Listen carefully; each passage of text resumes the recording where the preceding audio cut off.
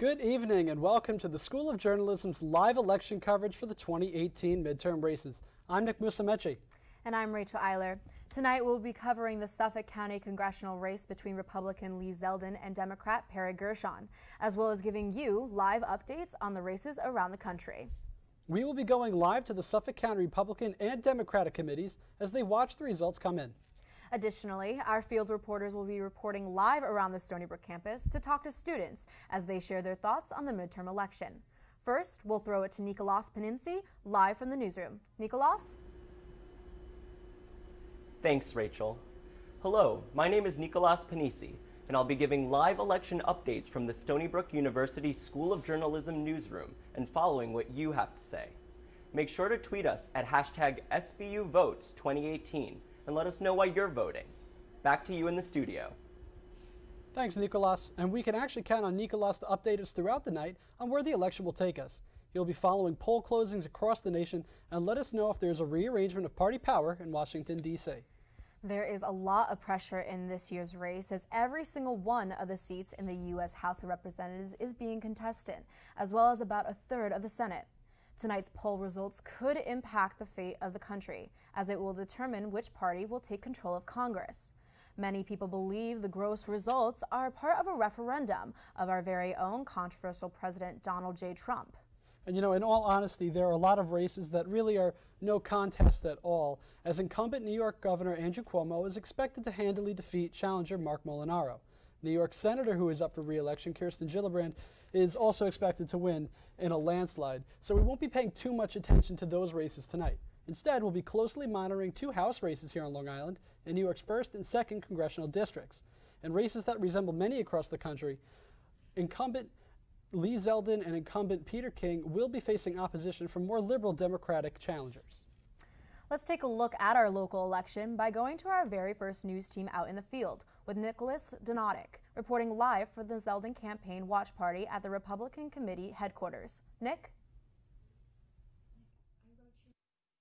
Thanks, Rachel. I'm coming to you live from the watch party here in Patchogue, which was advertised as a victory party for the Suffolk County Republicans. I'll be keeping you up to date throughout the night on the race for the congressional seat here in New York's 1st District.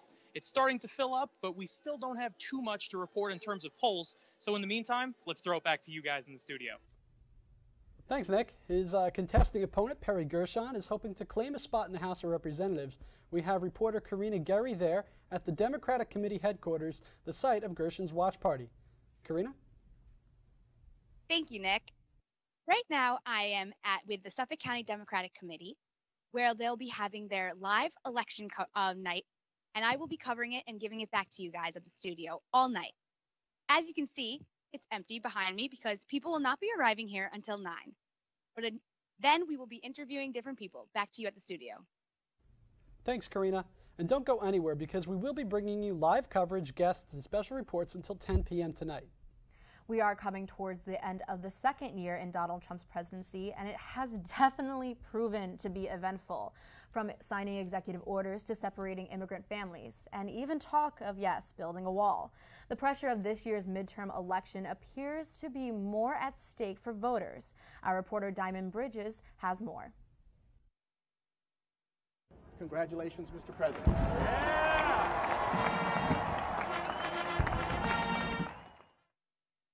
Before we look further into what will happen during the elections tonight, let's take a look at some of President Trump's memorable moments for the past 2 years. On January 27, 2017, President Trump signed his first executive order banning citizens from 7 countries entry into the U.S. for 90 days. But this order led to confusion in airports as Trump tailored the order numerous times and federal courts blocked it.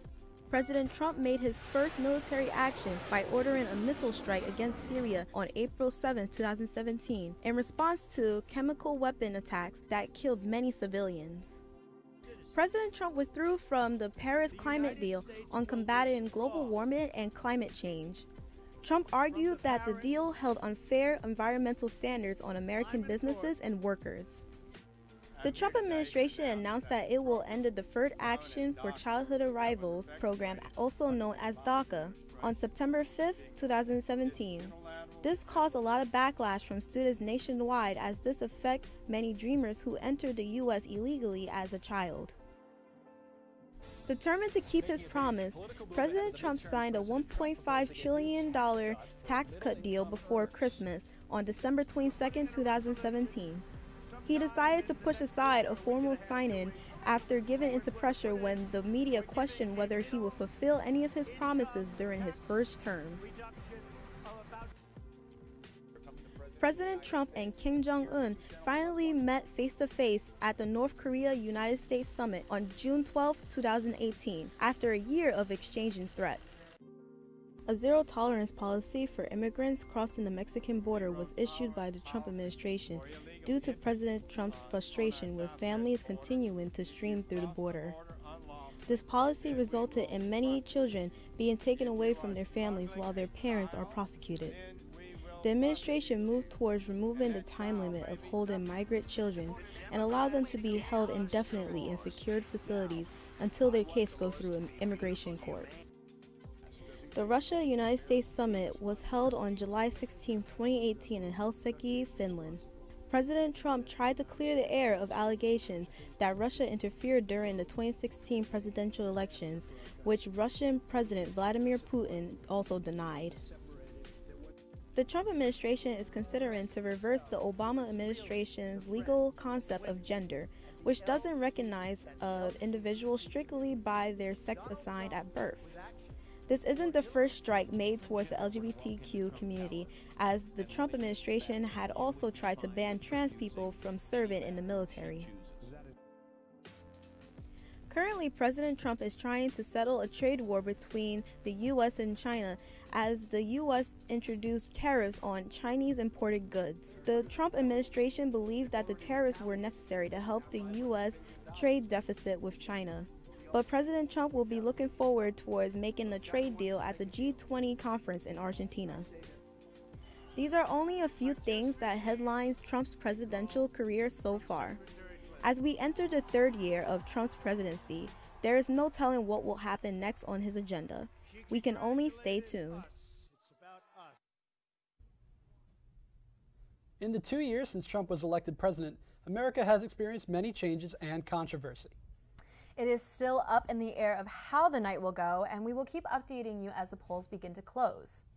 In the meantime, we have Professor of Political Science Jeffrey C. Gall in the studio to talk about the future of our country following this election.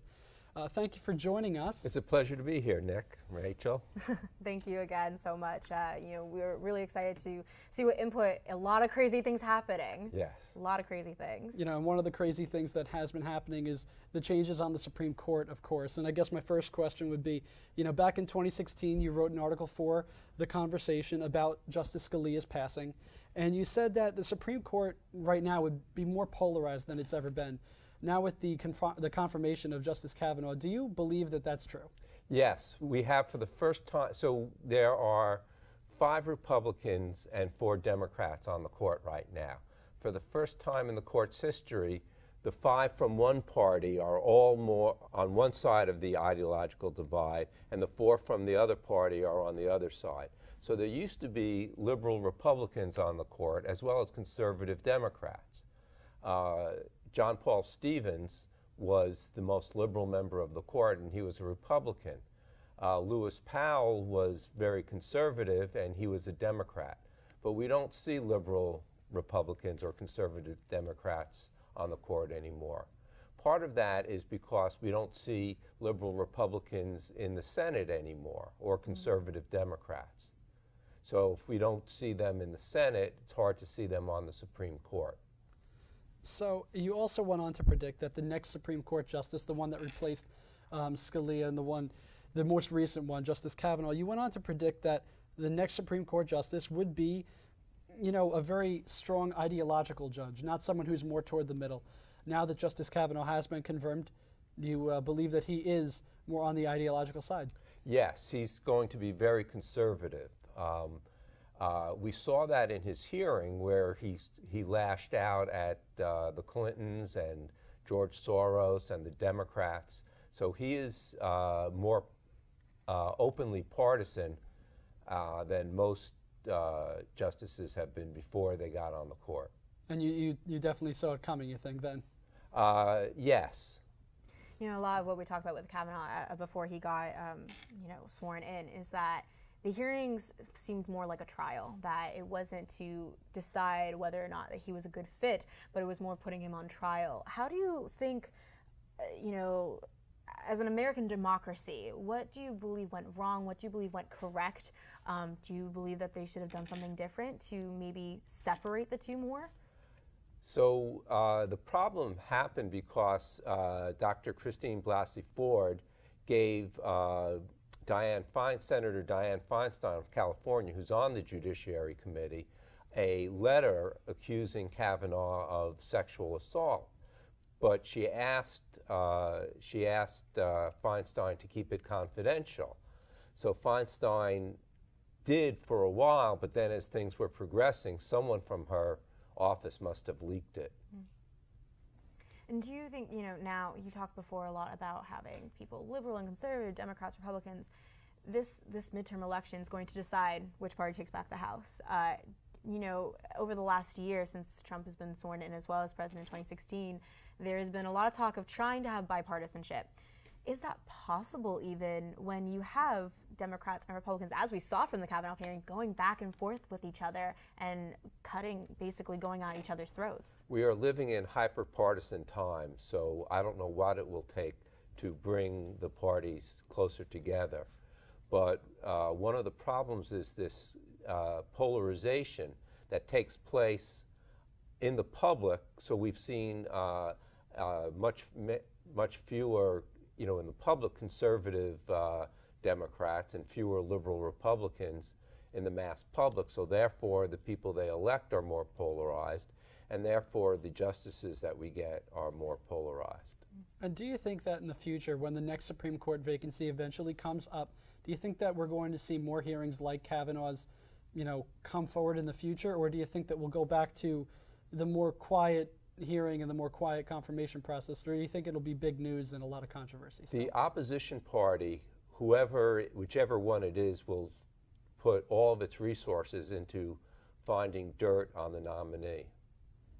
And then I guess my last question would be, do you think that, considering his experiences during the confirmation hearing, do you think that Kavanaugh will be able to be an impartial observer, or do you think that he'll have, not necessarily a vendetta, but do you think that he'll be a little too ideological, or do you think that he'll be able to stay impartial and be a good, impartial and bipartisan judge, or do you think that, unfortunately, he'll have some kind of partisan leaning when he does his job? None of the justices are impartial. It's a myth to think of justices, especially on the Supreme Court, as being impartial. They are all directly voting based on their ideological preferences.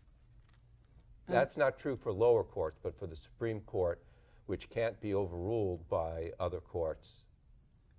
And I guess, but just banking off of that, when do you think the change really happened where the court became so partisan?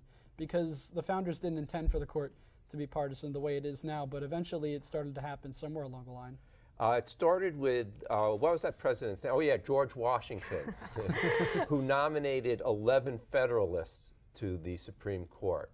So the notion of partisanship was there from the beginning.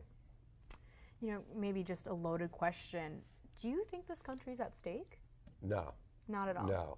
We've gone through bigger crises than this. I think we will survive the next, I'll say 6 years. I get in trouble for, people want to believe it's only 2 more years, but my guess is it's 6. Yeah, there's always a possibility. Anything can happen. It's up to the people. Right. We've been talking a lot about Supreme Court and everything like that. Just kind of moving on. This is obviously the midterm point. It's the midpoint of the 2 years, and there is a lot of back and forth, I think, between voters, Congress, and this idea that you have a voice, you have a say, you should go out. And later tonight we'll be talking a lot more, about your voting rights. And I felt around campus day there was a sense of pride to have that voting right, but I also sensed a lot of fear. You know, we are a school of international students from all over, from people, you know, over in Europe, Russia, and we have people from Korea, China. How that putting them in, you know, putting ourselves in their shoes and how they're seeing it from the outside in. What do you believe that of limitations, possibly limitations from having international students with everyone's beliefs on immigration and visiting and visas and all that talk in the air?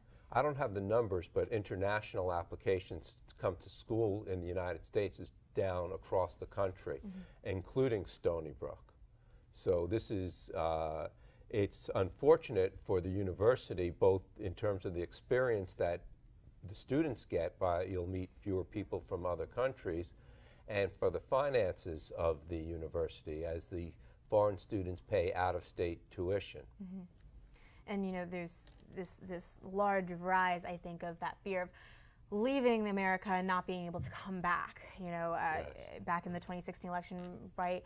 You know, after the Muslim ban, you know, there was a student here, and he was saying that he was afraid to go back home to visit his family for Christmas. Do you think that that is a fear that people should have instilled in them? Or is there going to be a change? I think that students who are here legally have not been barred from coming back. It's a big problem with graduate students, as there are often international conferences and they have to make a decision, particularly if they're from any of those countries that were on the final travel ban list. Yeah, and I guess to just wrap it up, do you think that the Supreme Court has become a campaign issue? Because it hasn't exactly been in the past, but maybe it is now. It definitely is now. It was not in 2016 until February 13th of that year, which is when Antonin Scalia passed away. And all of a sudden, everyone realizes that Obama is going to get to make the next nomination, and he did, but the Republicans chose not even to give Merrick Garland a hearing. All right, well, thank you so much for coming in. My pleasure being here. Very much so. Giving your insight on the election, and we're actually going to throw it over to our updates table right now. Actually, not updates table until we're actually going to go to Eliza Cosme. She's walking around campus talking to students and you know, asking what they think about the election. So Eliza, it's all yours.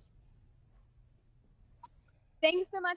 I'm here in the student center, where as you can see, students behind me vote. I have with me Alex Bowman, who voted earlier today. How are you feeling when you go vote? I was feeling grateful. I like that power within change this country for the better. Individual felt really hopeful to speak up about the thing. Okay, and you're with the justice to help people register to vote. How are you feeling about voter turnout? It's been really good. I think the record out by of like 6 people, and now close it's 1,000. We're projecting to maybe 35 turnout, which is really good. All right, thank you so much, Alice. Back to you guys. Yeah. Thank you, Eliza. Twitter is booming right now with hashtags. So let's check in with our updates team over in the Stony Brook newsroom with Nicolas. Nico, what's happening over there?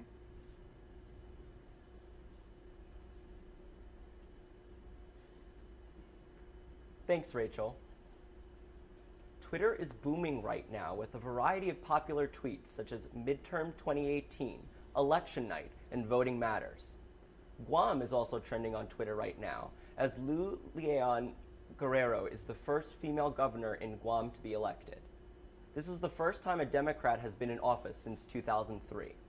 Now let's look to Twitter to see what politicians are saying. Stacey Abrams, Democratic candidate for governor in Georgia, tweets, "It's election day. The polls are open. One vote could be the difference between winning and losing today." The First Lady, Melania Trump, made sure to tweet her support for the Republican Party. She tweeted, "Vote red, make America great again," with a picture of the American flag. President Donald Trump made sure to endorse candidates on Twitter today. He tweeted, Congressman Randy Hultgren, Republican of Illinois, is doing a great job. Get out and vote for Randy. Total endorsement. That's all the updates we have. Back to you in the studio. Sounds good. You're just going to read my part. Thank you, Nicholas. Suffolk County's own congressional race seems to reflect the current political climate. Our reporter Ganeet Singh spoke to the college Democrats and college Republicans to learn more about the candidates and what they support. Ladies and gentlemen, Lee Zeldin, your congressman. Ladies and gentlemen, our next congressman, Perry Gershon. Passionate rallies of support, determined campaigning. The bipartisan political climate of the U.S. is just as evident at Stony Brook. It all seems to come down to two candidates in this year's congressional race, very right-leaning Republican Lee Zeldin and very progressive Democrat Perry Gershon. The college Republicans have a close relationship with Zeldin, and he has visited campus many times. For some student Republicans, the choice is obvious. I'm Lee Zeldin. I was born and raised on Long Island, and now my wife Diane and I are raising our family here. Our twin daughters, Michaela and Ariana, are two of the most important reasons I ran for Congress 2 years ago. Biggest thing for me is the fact that Lee is someone from Long Island. He's born and raised in Shirley.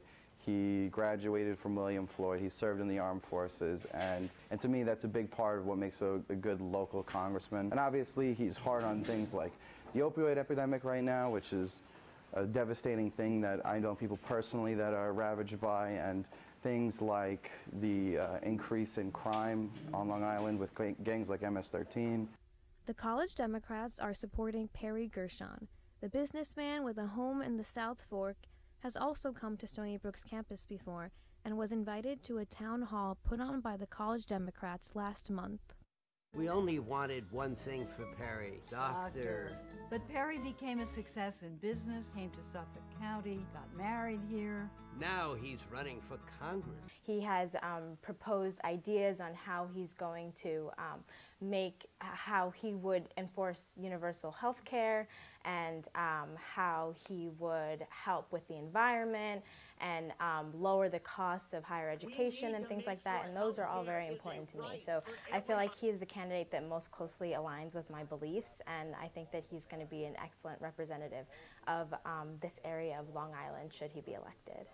Whether you're voting for Zeldin or Gershon, the overarching message here is to make sure the candidate best represents what you support. For Stony Brook News, I'm Ganeet Singh. We do have our first results down in Virginia in the South. Virginia 10th District, Jennifer Wixton has won her seat against Barbara Comstock. And you know, that's not the only result that we actually have just gotten in. The polls are starting to wrap up north, and Bernie Sanders, one of the notable candidates from the 2016 race challenging Hillary Clinton, no surprise there, he's been reelected. And Tim Kaine, Hillary's running mate, has also been reelected down in Virginia. So we're starting to get some results filtering in. And slowly but surely tonight, we'll keep updating you as our research team is watching live with us, making sure that we give you updated information. You know, voting is so important. It's become a prominent topic, and especially for first-time voters, and they need to be aware of what candidate thoughts are. Yeah, absolutely. And I think, you know, sometimes people, they get those political flyers in the mail and they don't really pay too much attention to them, or they'll get robocalls on their phone and they'll just hang up.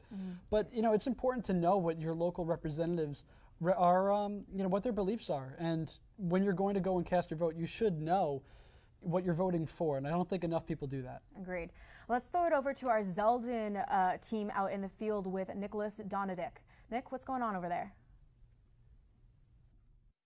Thanks, Rachel. The event is starting to fill up. We're not so sure if it's turned into a victory party yet, but early projections from 538 gave Lee Zeldin over a 90% chance of defeating Perry Gershon in the 1st District in New York.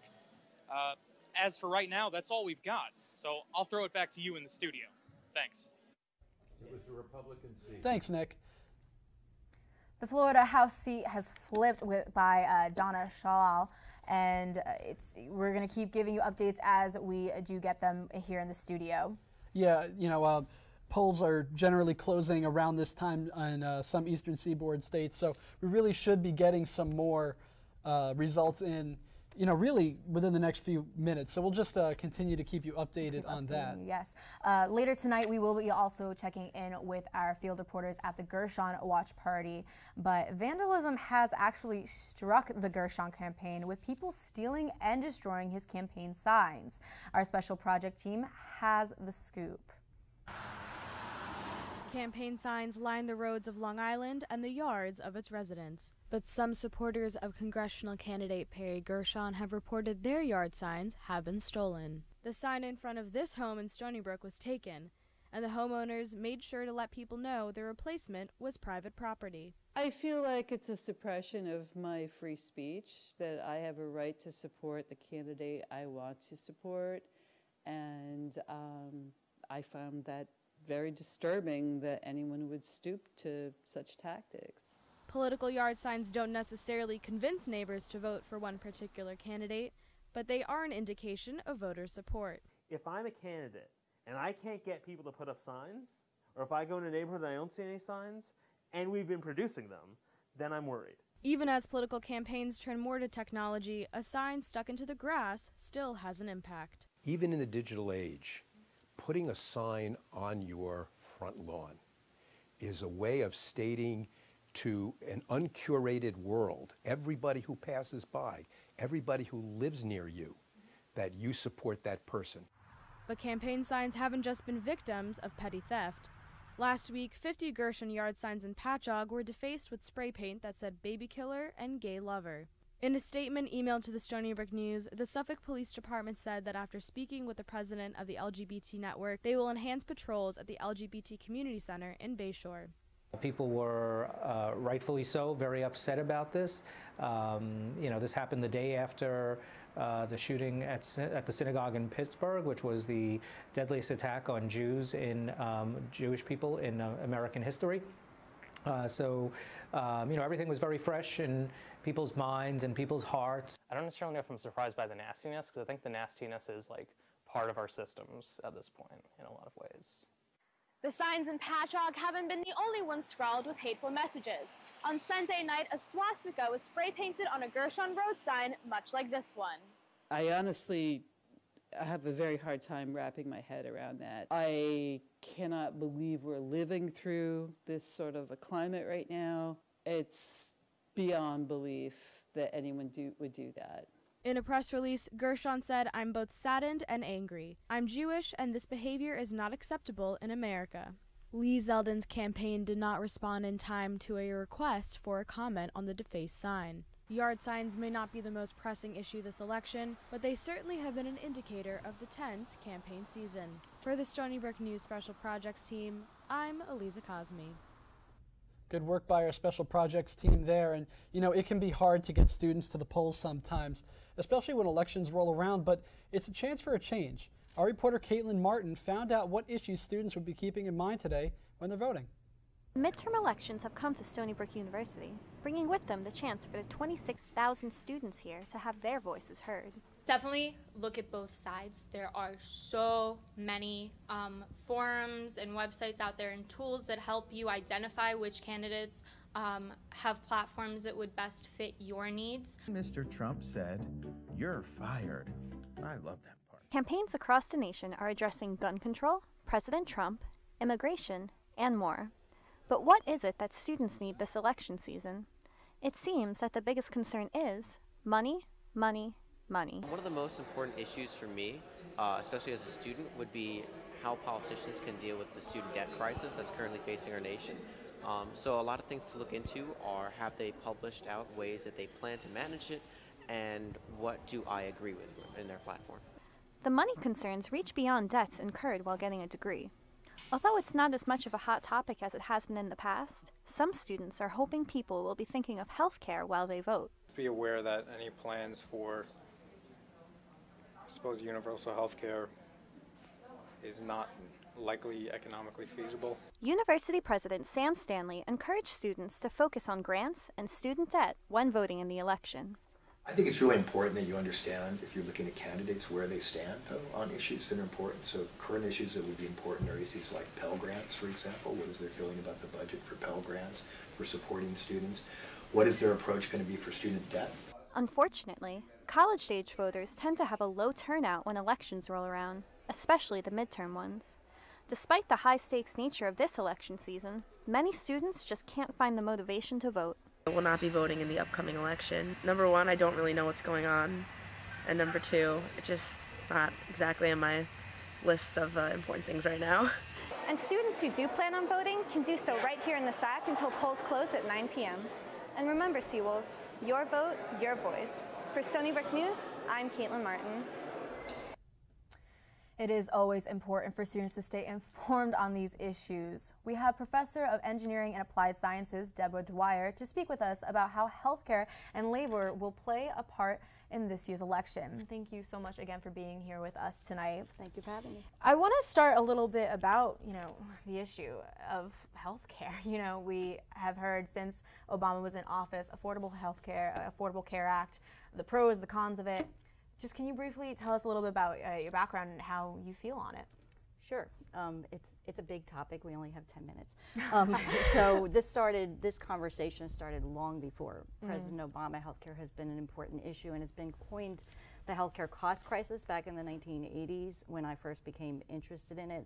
And it was all about cutting costs, and then we got managed care in, and costs kind of came down, but it became about quality, and ultimately access was one of the big deals. So it's quality, cost, and access. And we had, when Obama took office, we had about 50 million uninsured people. So the Affordable Care Act was a very, very complex, as you probably know, 2,600-page document, piece of legislation to try to resolve some of these issues where we lower costs, keep quality, and improve access.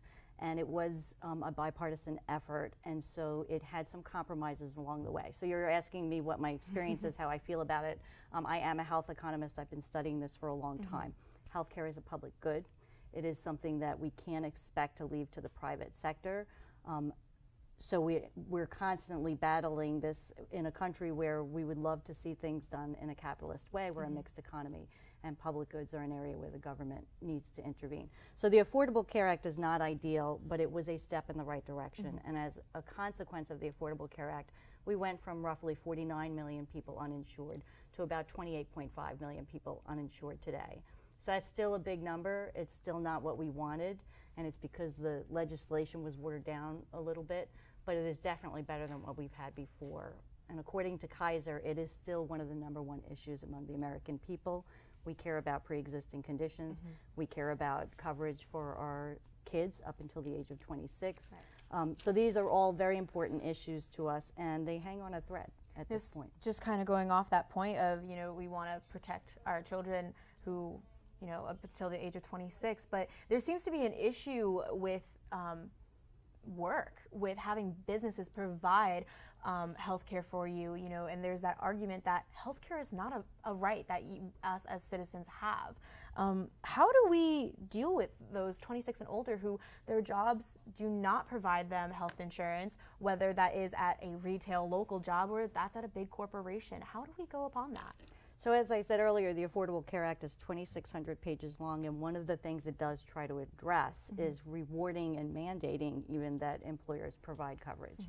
So for larger employers, that is the law of the land that you have to provide coverage. For smaller employers, they staggered some of the requirements, and so only more recently were they required to provide coverage. Under the Trump administration, they weakened and postponed that legislation, and they're trying to allow small companies to join together and form what they call these AHPs, where they can come together and have health plans together.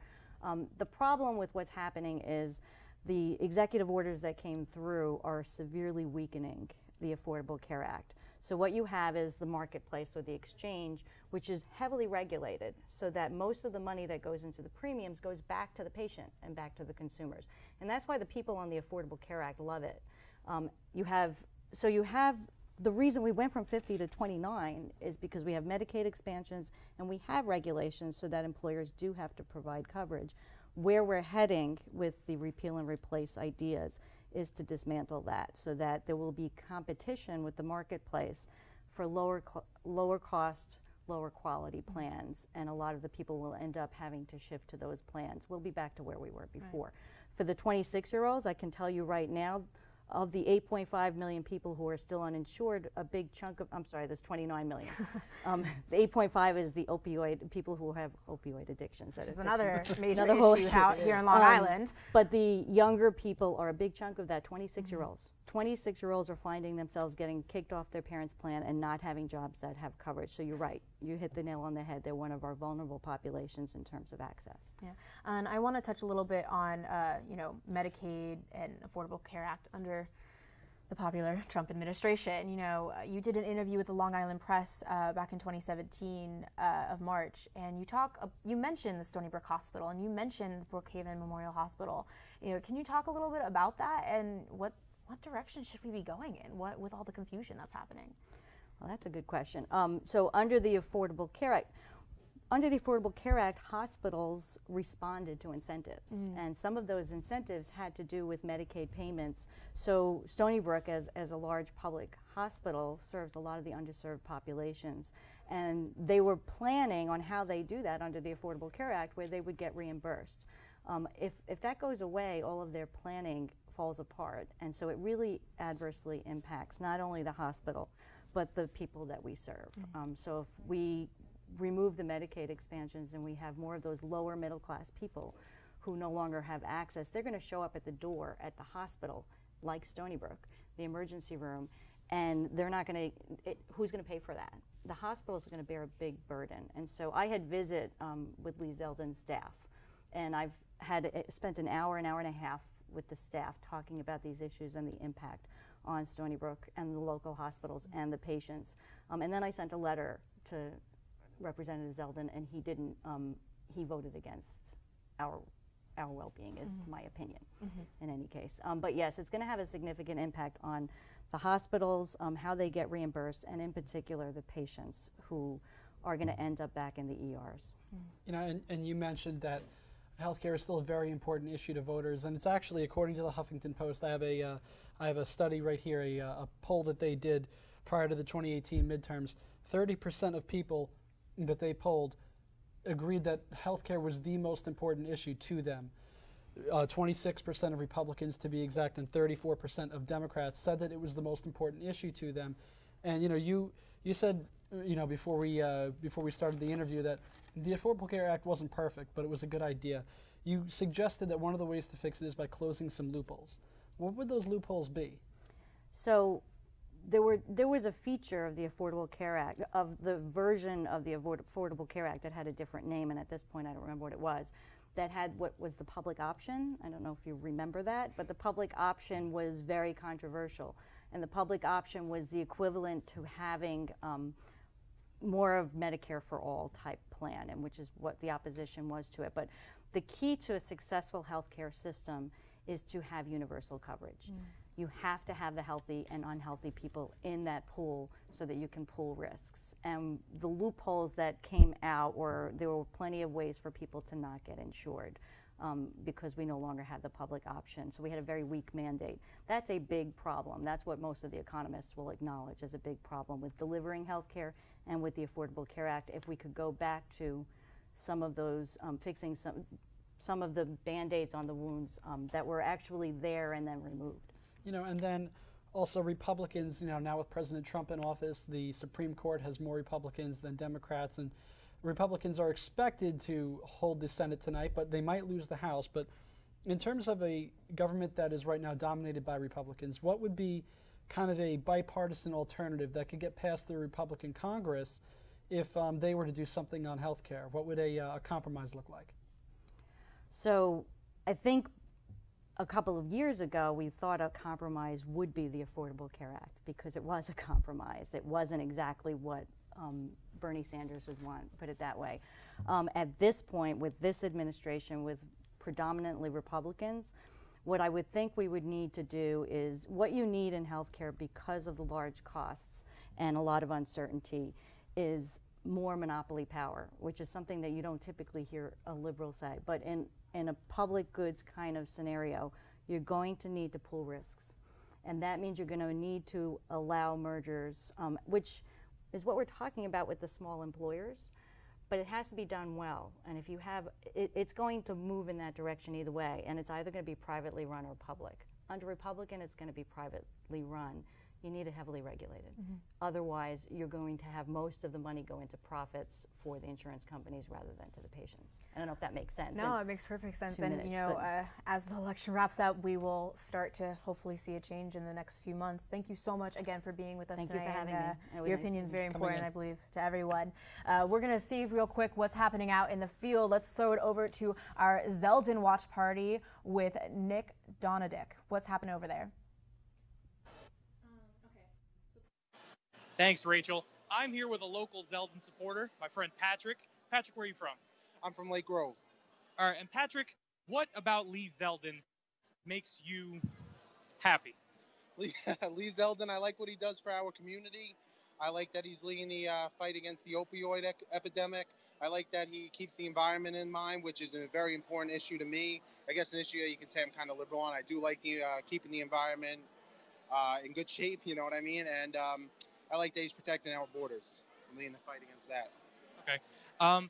Zeldin has aligned himself very often with President Trump. What's your take that he's allied with him, but he also hasn't been afraid to buck the trend when he needs to? Yes, I do like that Zeldin kind of differs with the president when he has to. I like that he doesn't agree with the offshore drilling that President Trump's proposing off our shores, because I don't think that we have the resources here, and neither does Zeldin. And that's been proven in a couple of scientific tests. So I don't think that we should be drilling off our shores. And I agree with Zeldin on that and disagree with the president. I like that Zeldin with the president, he didn't vote for the tax bill because the tax bill did hurt some people around here. So I think that it's good to have some differ with the president, just not vote with party lines all the time. I think it's important to have some different views. And he did go along with President Trump's rhetoric of repealing and trying to replace Obamacare. Is that something you'd say you're in favor of, or would you be more focused on other issues? What's your take? I'm focused on other issues. I think that repealing and replacing is kind of important. I think that there could be a better system that we could develop, but right now I think there's a lot of other important issues at stake, and that should be put on the forefront. You think this night's going to end with a Zeldin victory? Oh, absolutely, absolutely. I think it's going to be a big Zeldin victory. All right. Thanks, Patrick. Back to you guys in the studio. Thanks, Nick, and great reporting there. Nice interview, and it looks like the Zeldin headquarters is starting to fill up a little bit as they anticipate a Zeldin victory, but Gershon's camp anticipates a victory for him as well. So we're going to go check out that watch party right now. We're going to go to Karina Gary at the Gershon campaign. They're hoping for a victory. Karina. Thank you, Nick. I'm here with John Schneider. He's a Democratic political strategist. John, how are you today? I'm doing pretty well, a little nervous, waiting for the polls to close and the results to come in, but feeling pretty good. And what campaign did you work on? So this year I predominantly worked on Monica Martinez. She's a Suffolk County legislator. She's running in the 3rd Senate District. That's an open seat along the South Shore in the towns of Islip and Brookhaven. And how do you think she's going to do? You know, again, feel cautiously optimistic. One of the things we're seeing throughout the county today, which is pretty exciting, is very high turnout for an off-year election. In particular, we're seeing great turnout in Monica's base, which is Brentwood, Central Islip. We're seeing double, triple the numbers that you normally would see there. I think they're going to come in pretty solid for Monica, and you know, a lot of cautious optimism about the race tonight. Of course, of course. And what about Democrats overall in Suffolk? I think overall in Suffolk, you know, again, what we're seeing, which is very exciting to see, is, you know, I think Democrats have been waiting 2 years for this night, ever since Donald Trump was elected, which is the opportunity to go out and make their voices heard. We have a number of important races going on in Suffolk. Feel good about Monica Martinez. I think Jim Gorin stands an excellent chance. We have, of course, Perry Gershon, who's running in the 1st Congressional District. And again, I think with the turnout that we're seeing tonight, you know, it certainly gives me a lot of cause for optimism across the board for Democrats here in Suffolk County. Okay, well, thank you. Thank you so much. Back to you guys at the studio. And, you know, Rachel, we're getting a lot of updates coming in right now. The polls are closing. You know, we're approaching 13 minutes as the polls are going to close pretty soon. So we're going to have some more results for you in just a moment.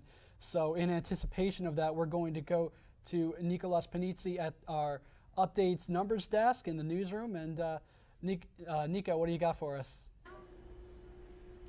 It's Nico.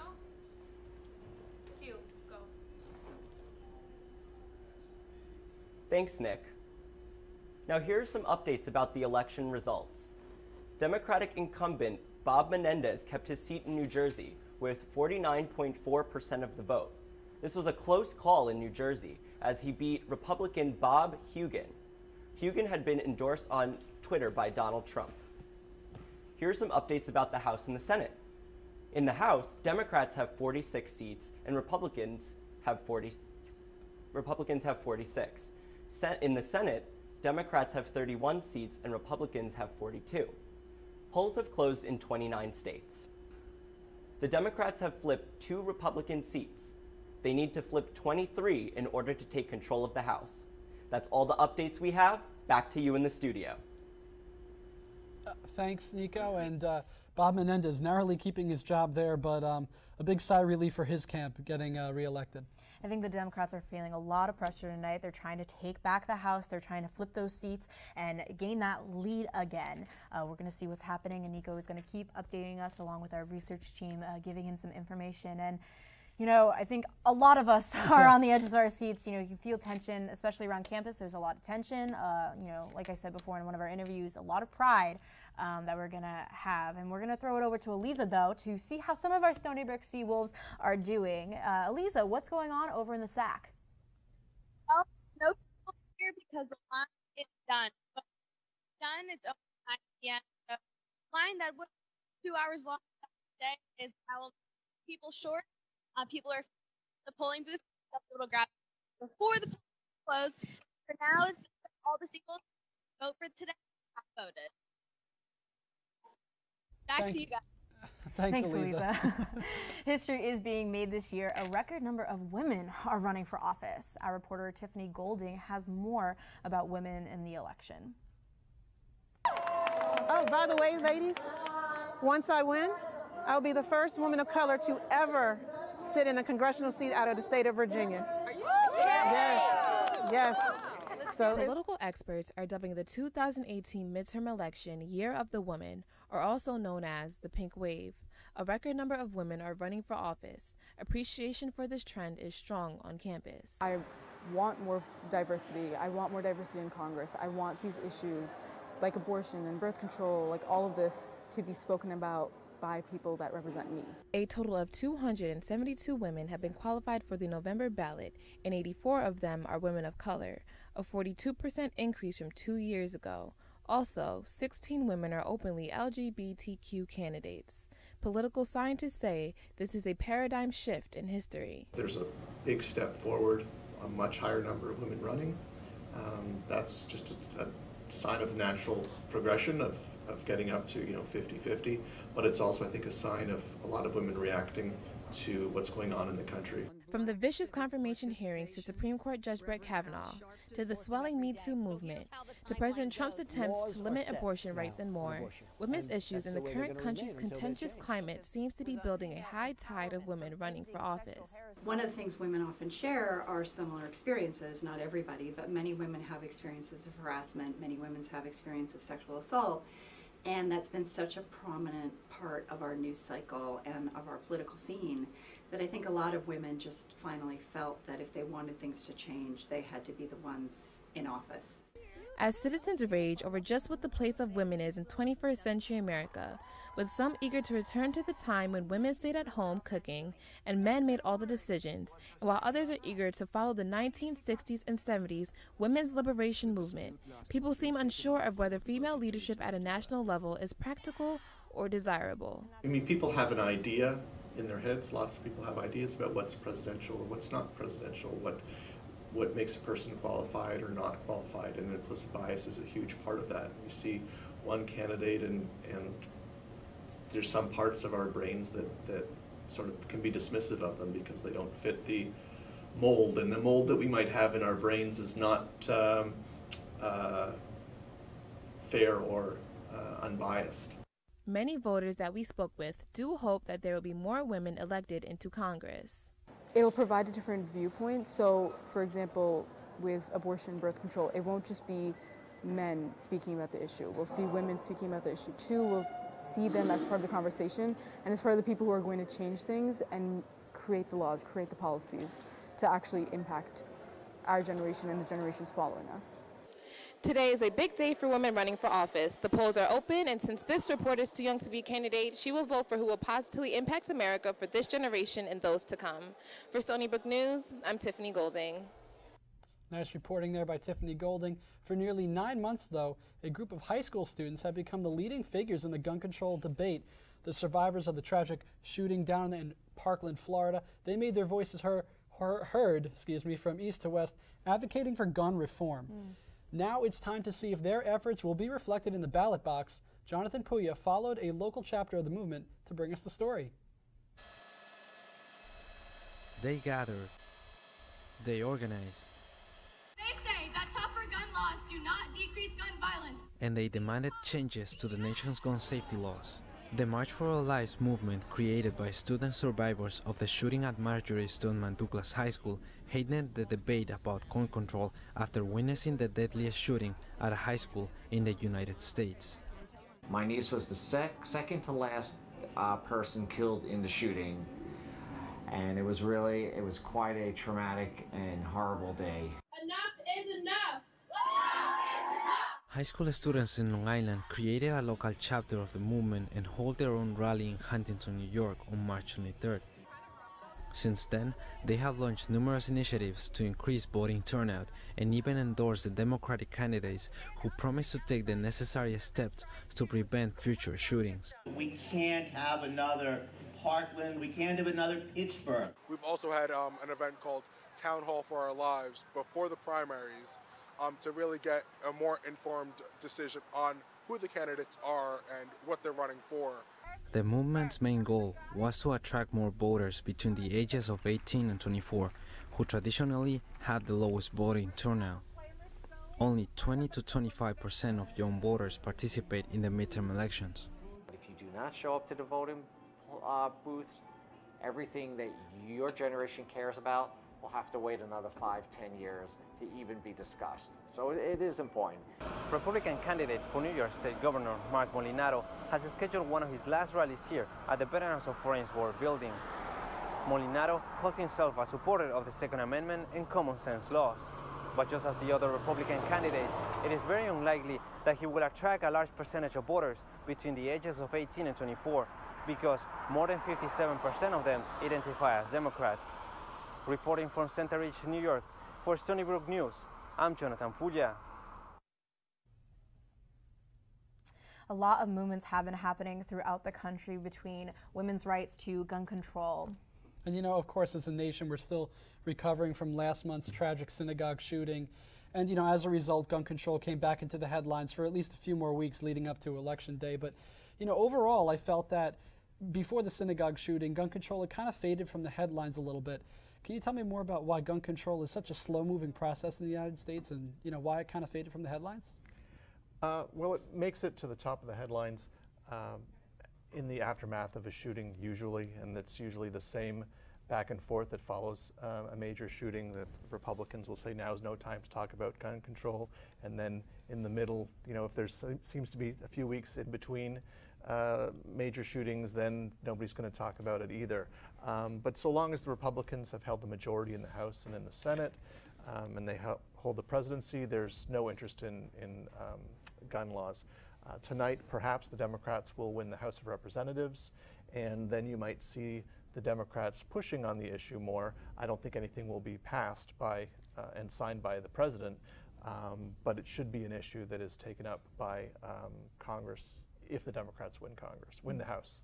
And then, you know, since the Parkland shooting and the subsequent March of Our Lives movement that we detailed in that package, you know, what changes have been made, you know, not just across the country, but here in New York State to gun laws, if any, have actually been passed?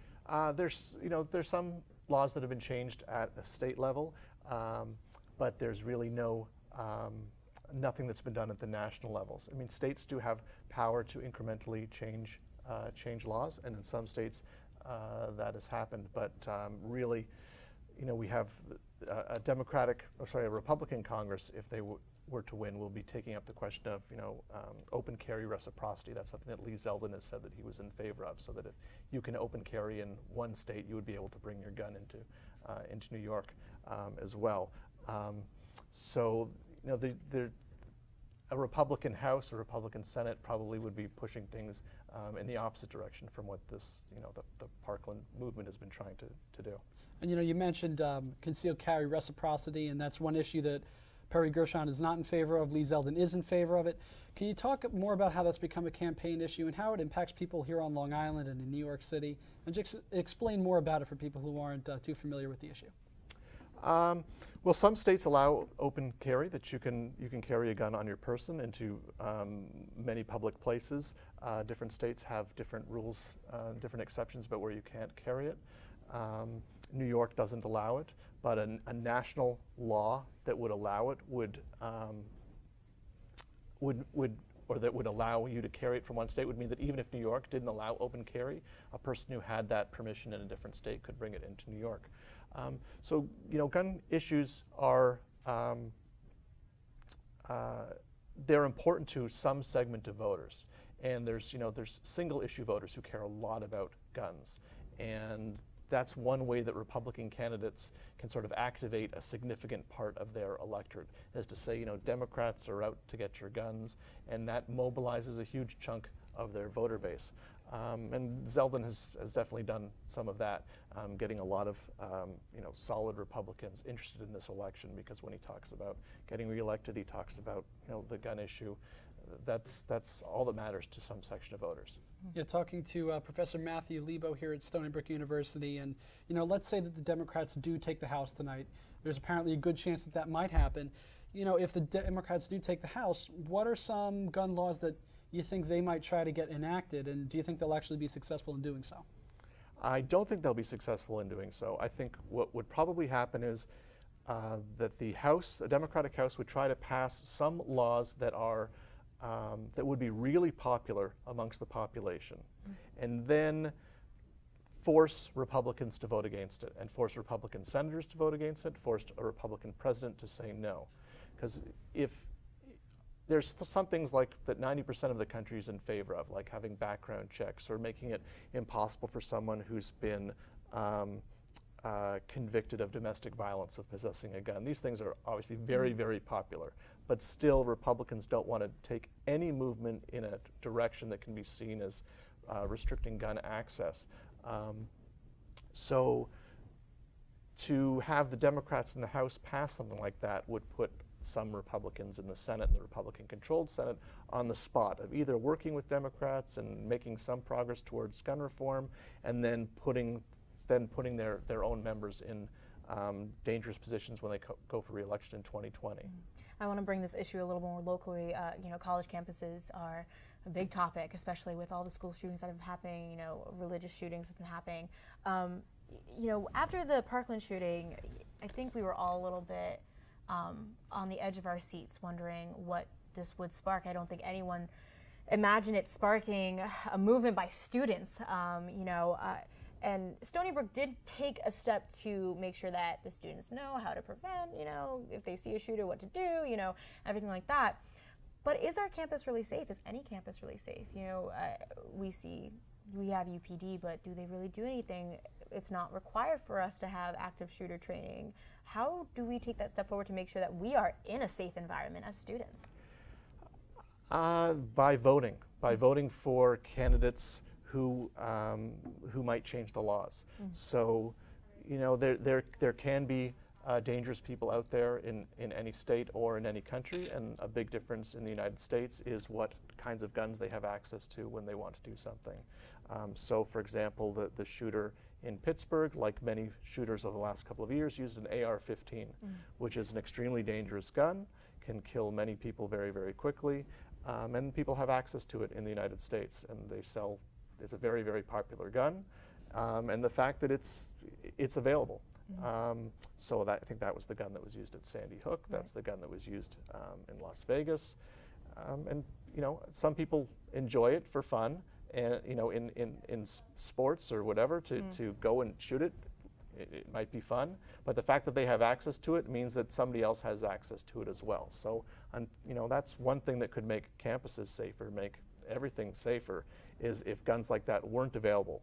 And, most people are against guns like that being available, and that's something else that Democrats might try to do in the House. But again, Republicans will be very hesitant to join them in taking a step, even if it's quite popular. Right. And before our interview, you were a little bit on your seat waiting to see what's going on in Florida. Tell us a little bit about how your feelings are. Obviously, that is a huge part of this gun control debate that's been happening, is what the Florida politicians are going to be doing. So Florida has a very interesting governor's race going on tonight that was almost tied exactly 20 minutes ago. And they have a key Senate race as well. The Democrats probably will not win the Senate tonight. They certainly can't win it without winning the Senate seat available in Florida, and they were also behind in Indiana as well. So it looks more likely that there'll be Republican Senate, Democratic House, although the Democratic House is not looking as good as it was maybe at 6 o'clock today. But you know, Florida's a big state. Florida's trying with a Democratic governor. They might, you know, there's a huge population there. They might take some state level actions on guns. There's certainly a movement in Florida, given the Parkland shooting, in favor of gun control. So a lot of states tonight are going to switch from Republican governors to Democratic governors, and so you might see some state level action on gun control that you wouldn't see at the federal level. Sorry, go ahead, Nick. You know, you mentioned Vegas before, and after Vegas happened, there was an effort by Republicans and Democrats to maybe get bump stocks banned, which in that shooting was used to make the gun fully automatic when perhaps it might not have been. Other than the bump stock movement, has there really been any other ground where Republicans and Democrats can agree, you know, bipartisan? If we're ever going to have bipartisan gun control or even just some kind of regulation, what would that look like? Is it even possible? I don't think bipartisan movement towards gun control is really possible or likely, or if it's going to happen, it might be, you know, all of the Democrats and a very small group of Republicans who are worried about re-election. But for the most part, Republicans who will be in the House will be worried about making sure that they have their base behind them when they run for re-election next time. So a Republican who works with the Democrats on something like gun control will worry about someone challenging them in the primary in 2020, and another Republican being able to say in the primary and in the 30-second commercials, this person is not endorsed by the NRA, this person is working with the Democrats to take away your guns. And so Republicans who want to get reelected more than anything else, everybody wants to get reelected more than anything else, they'll be terrified of that possibility of getting primaried, is the term. You know, bringing up that question of everyone wants to win. You know, everyone will say and do anything to win. You know, that word bipartisan has been thrown around a lot between our president, between Congress, between, you know, voters. What is a step? I mean, it's a loaded question, of course, but what is a step to ensure the country's safety? And I think that's what it really comes down to, is safety of the people. Yes, we have voting rights and we have our voices, but do people really listen? Well, I mean, it doesn't take bipartisanship to pass a federal law, to pass major gun control. It can be just one party that really wants it and pushes hard for it. I But mean, that's does how one party want it? Perhaps the Democrats would want enough, but they don't have the presidency and they don't have the Senate, and at the moment they don't have the House of Representatives either. So you had, you know, previous guests talking about the Affordable Care Act, which was pushed through purely by the Democrats against opposition by the Republican Party, and here we are 8 years later, and the Republican Party is talking about how they desperately need to defend it. It's possible that a Democratic majority, perhaps after the next presidential election, could pass something, or that the Republican Party might change enough so that there are some members of the Republican Party who see that it's in their interest to work with Democrats on gun control. The present Republican Party is not interested in passing even the most common sense, the most popular aspects of gun control, not members who are in the federal government. Now, you said that Republicans, obviously, they're not really thrilled to, they're not interested in gun control, but one thing that you do hear a lot of Republicans say in the aftermath of mass shootings is mental health. That is obviously a whole nother issue that may need to be addressed, but sometimes that's tied in with gun control. On the mental health front, have we seen any progress made and any new bills? Any, any bipartisan support there maybe for a mental health bill? Not much comes to mind, and the healthcare is an important issue. It's drastically underfunded, and it would be nice to see that there was some attention to that. But again, restricting gun access for people with mental health issues sort of is a first step towards saying, well, these people can't have guns, and that can be used sort of to beat down any Republican support. You know, there's mental health problems in this country. There's mental health problems in dozens of other democracies that don't have these kinds of gun incidents and mass shootings. Here, it's that the people, you know, they're not all mentally ill. There's just people who want to do damage, and here they have access to guns that can kill many, many people in a short period of time. Okay. Well, thank you so much for joining us and giving us your comments on it. We're going to be throwing it over to Karina Gary with part of our Gershon team out in the field. Karina, give us an update on what's happening. Thank you, Rachel. So the room is beginning to fill up, and Perry Gershon has arrived. We will be trying to get an interview with him soon. But the bar as well has finally opened, so it's gearing up to be a great night. Back to you guys at the studio.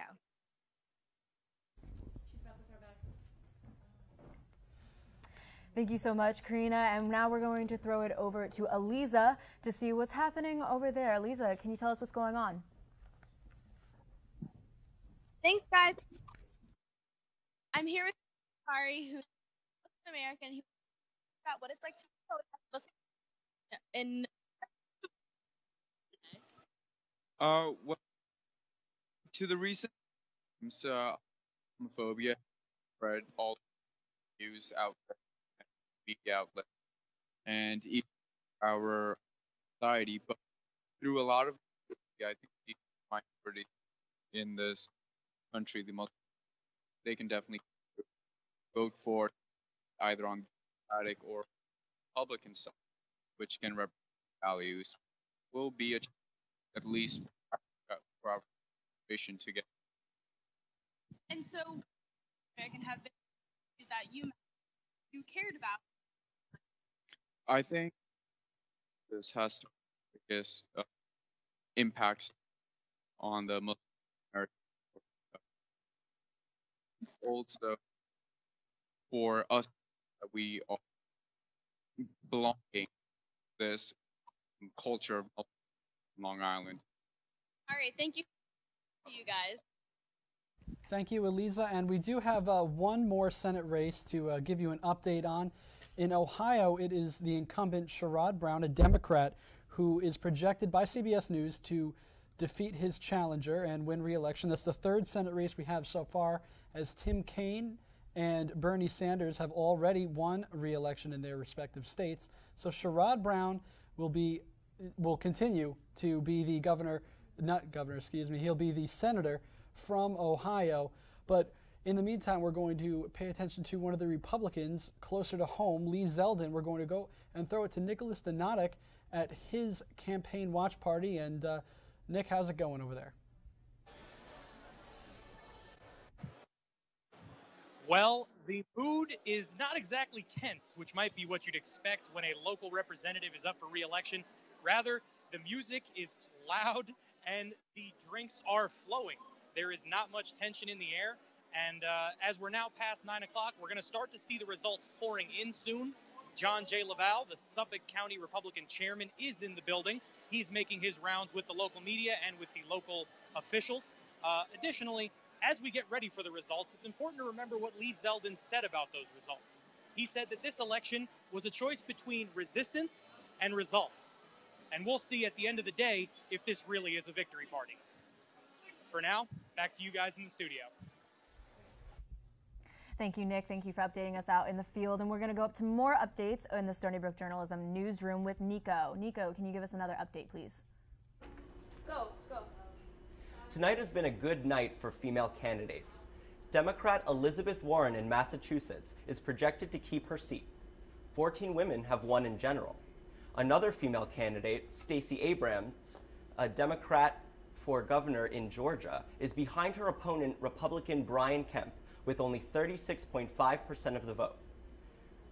New York Democrat Kirsten Gillibrand has 74.4% of the vote and is projected to win the race for Senate. Vice President Mike Pence's brother, Greg Pence, a Republican, won his race for Congress in Indiana's 6th district. That's all the updates for now. Back to you in the studio.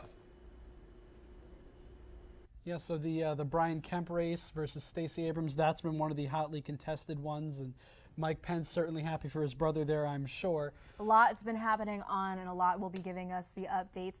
We do have word back in Zeldin, so we're going to go throw it back to our reporter, Nick. Zeldin, what's happening over with Zeldin?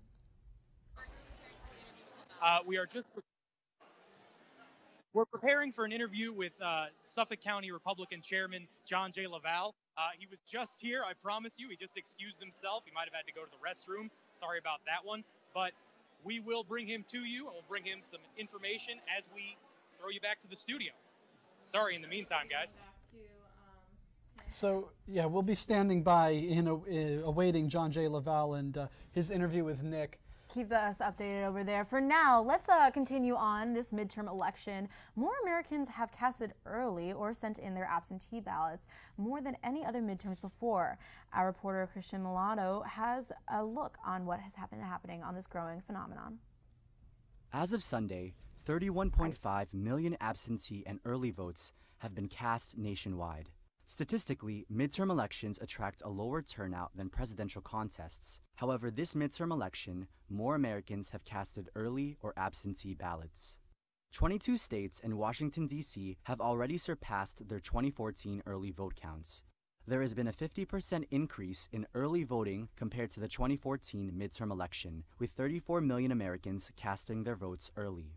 One reason behind the surprising surge in early voters is the willingness of states to make absentee and early voting easier in recent years. The balance of power in the Senate could be tipped in states with influential elections and higher early voting turnout like Arizona, Indiana, Nevada, and North Dakota. As of now, the polls show the Republicans maintaining control over the Senate, and much to the displeasure of President Trump, the Democrats are predicted to take the House of Congress. Build on the extraordinary prosperity that we've achieved, or whether we let the radical Democrats take control of Congress and take a giant wrecking ball. Professor of Political Science Helmut Norpoth has predicted that there is an 81% chance the Democrats will take the House, 233 seats to 202 Republican seats. In the 2016 presidential election, based on early polling, the public believed Hillary Clinton will be victorious. However, early voting is a growing phenomenon and is only a portion of the story because it varies from state to state. We have political commentator with us, Christopher Hahn, to speak with us about what's been going on. You just said to me, it's been not a good night. Well, there won't be a blue wave tonight. There may be a blue splash that actually gives them the House, but they're going to get the House by a very small margin if they get the House. And I still think it's a very big if right now. New York just closed. They need a couple of surprise seats in New York for them to have a bigger cushion in the House of Representatives. They need the upper Midwest states, Michigan, Illinois, Ohio, to perform better than we expect them to perform. Right now, the Democrats are looking like they might pick up 25 seats. Earlier tonight, if you would have asked me at 6 o'clock, I would have said they were going to pick up 40 seats. That's changed. Florida looked pretty good early. It's looking really bad now. It looks like it's over, frankly, in Florida. That's a big loss for the Democrats. But look, they might get the Ohio governorship, which matters a lot. They're going to get the Michigan governorship, which matters a lot. They held on to Pennsylvania's governor. They're going to pick up seats in Pennsylvania. But they really need to overperform the rest of the night for them to keep the House. I don't like what I'm seeing right now. It looks like a lot of the late-breaking votes are breaking for Republicans. I think President Trump, you may not like his tactics. I sure don't. But they worked. And they're continuing to work, and it's going to be all his now. Not to interrupt you, we do just have word, actually, that we have an interview with our Zeldin team with Laval. Nick, what's going on? Thanks, Rachel. I'm here with Suffolk County Republican Chairman John J. Laval. John, how do you feel about the Republicans' chances nationally tonight? There's been a lot of reporting about the blue wave. What do you make of it? Absolutely no blue wave. You see some of the results on the screen behind us. Looks like we're going to win the governorship in Florida, the U.S. Senate seat in Florida, the U.S. Senate seat in Indiana. I think that that was a lot of hype, and I don't blame the Democrat Party for trying to create that hype, but it's not reality. And, just like here in Suffolk County, the only thing that's going to be blue tonight is my tie, but we're going to send Lee Zeldin back to Washington, Pete King back to Washington. We're going to send some Republican state senators and Republican assemblymen north to Albany. And, I'm very excited about, tonight and our team. I'm not going to lie to you. I was wondering why you opted for the blue tie, but it was worth it. It was a good call. Listen, we're not giving up the color blue. It's always going to be my favorite color. So Republicans go blue too. So it's just. On campus, there was a lot of presence from Perry Gershon himself and his team. What do you think makes Lee Zeldin the right representative, the right choice for Stony Brook students?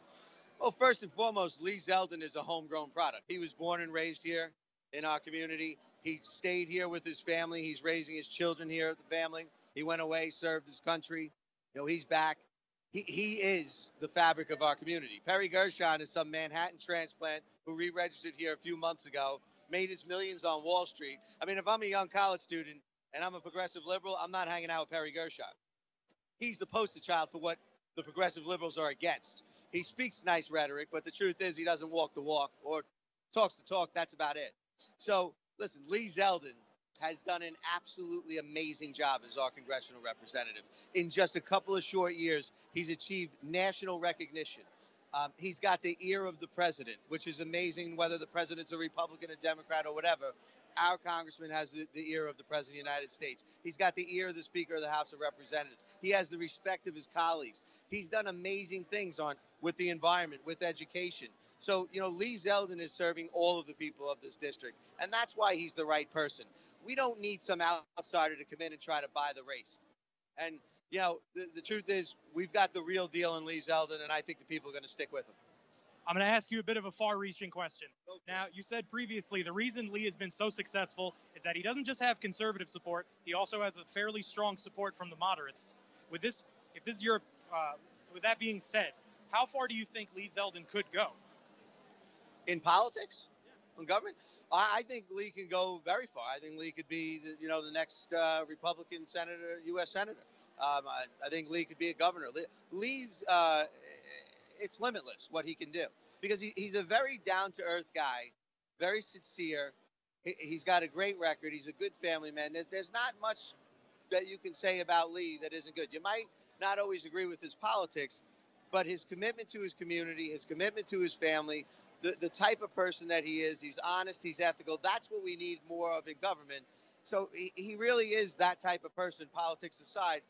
We enjoy the same benefit with Pete King, who gets a lot of Democrat support because they just feel like he's a legitimate person who stands up for his beliefs. So, and that's what we want in our representatives. I know you're busy tonight. It's a big night for you guys. It's a big night for the Suffolk County Republican Party. I'll get you out of here on this. The advertising we saw for this, it was branded as a victory party. How confident are you right now, and what led to that decision? Well, we never walk in confident. I mean, but it's a victory party no matter what because, we're out there as a committee knocking on doors, talking to residents, and spreading the Republican message. And it's a Republican message of change, of putting, America first, American workers first. And so it's a victory no matter what, especially considering the volume of the turnout from both sides is amazing. We're going to achieve over 50% turnout tonight. Those are record numbers for a non-presidential year. That's a victory unto itself because that means that the people of this country and of this community in particular are engaged in their government. And that's what you want to see when you're involved in government. Thanks so much for joining us, Mr. Laval. And I'll throw it back to you guys at the desk. Guys? Thank you, Nick. As we were saying before, we are with commentator Christopher Hahn. A lot has happened in that interview just then. There is a lot of confidence coming from the Zeldin party. Can you just comment a little bit? They said that there will definitely not be a blue wave tonight. Well, look, I think in New York State there's going to be a blue wave. The New York State Senate is very likely to flip tonight into the Democratic column. Nationally, I think there won't be a blue wave tonight, as I said earlier. I think that the Democrats may take the House, but it's only going to be by 1 or 2 seats. It's going to be a very volatile 2 years. If they don't take the House, that might even actually be better because I quite frankly think that the president will blame the Democratic Congress for every possible thing that goes wrong between now and the next 2 years, and he's had it way too good for the last 2 years, basically riding Obama's wave of a good economy, which has continued to grow under President Trump, and he's taken advantage of that. However, if he controls everything for 4 full years, it's going to be hard for him to take credit for or blame anybody other than himself and his own policies for what goes wrong and what comes next. That said, I do think the Democrats probably will squeak out the House of Representatives. They have to overperform. But look, it's not the big wave we thought it was going to be. They're not going to pick up seats in the Senate. They are not picking up Florida. They're not picking up Georgia. It is disturbing to a lot of Democrats who had high hopes for Florida with Andrew Gillum, who ran an excellent race down there and came very close, but it's going to come up just a little bit too short.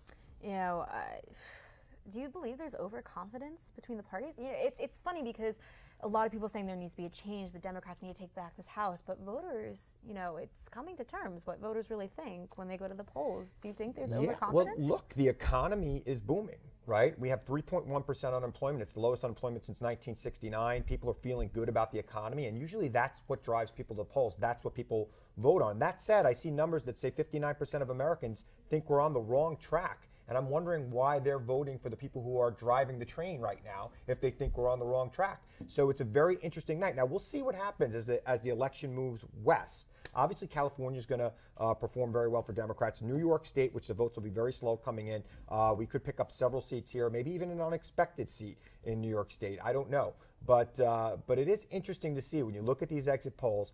President Trump's had a 44% approval in the exit polls. You would think that would translate into a Democratic win. It doesn't seem to be happening right now. Mm-hmm.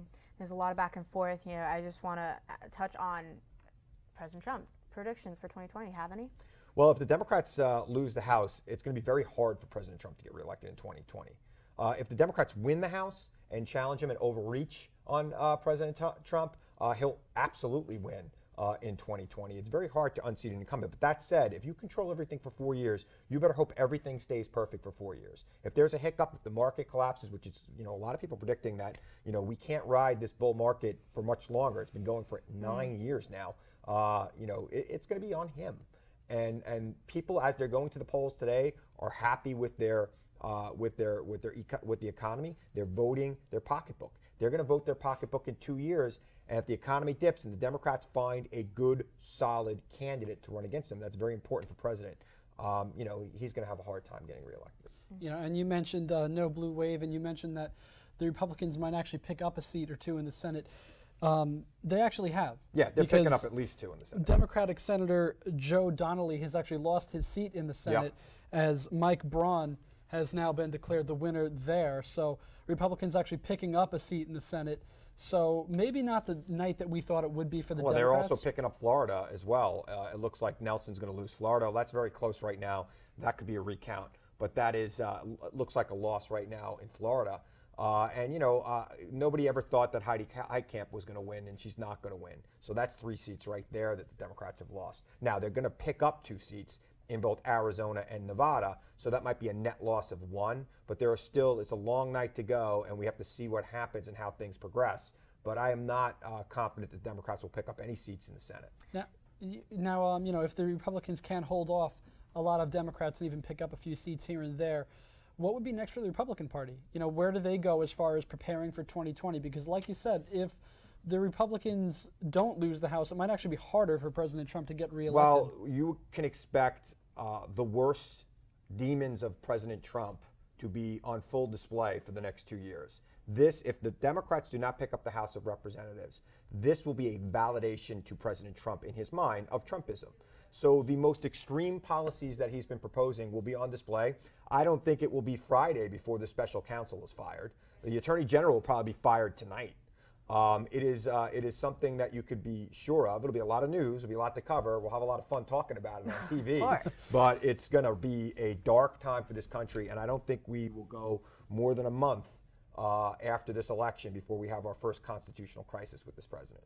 And this Congress, which is not performing their job under Article 1 of the United States Constitution. They are not performing what Madison wanted them to do. If you read Federalist 51, where ambition must be made to counteract ambition, they are not performing their job as being a proper check on this president. You have scandal after scandal after scandal between the EPA administrator, the Secretary of the Interior, the Secretary of Commerce.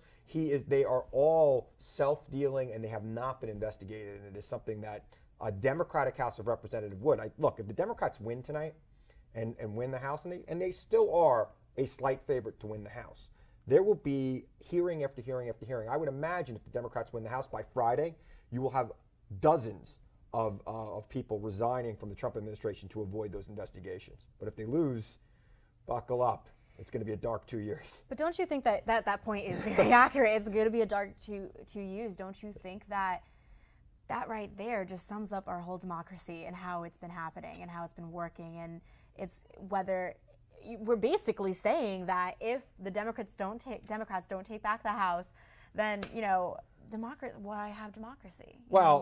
Look, the people have spoken, right? The problem is that the people are gerrymandered into districts that are predisposed to elect a certain party. And if the Democrats can't the Democrats winning governorships in Michigan and Ohio and Pennsylvania, that helps change that, because they will have the governorships during the next round of redistricting, and they can make fairer districts that will elect more Democrats or more independent-minded electorate that, or even a Republican who has to compete for his election will be more of a middle-of-the-road kind of person. Unfortunately, right now, the districts are drawn in such a way that you need to appeal to the extremes of your party to hold those districts, and you're more concerned about a primary than you are about your actual election opponent. That's why we're looking at about 85 to 90 districts tonight as being competitive, which is high, very, very high. Usually it's about 40.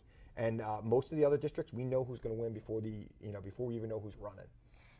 What about the youth?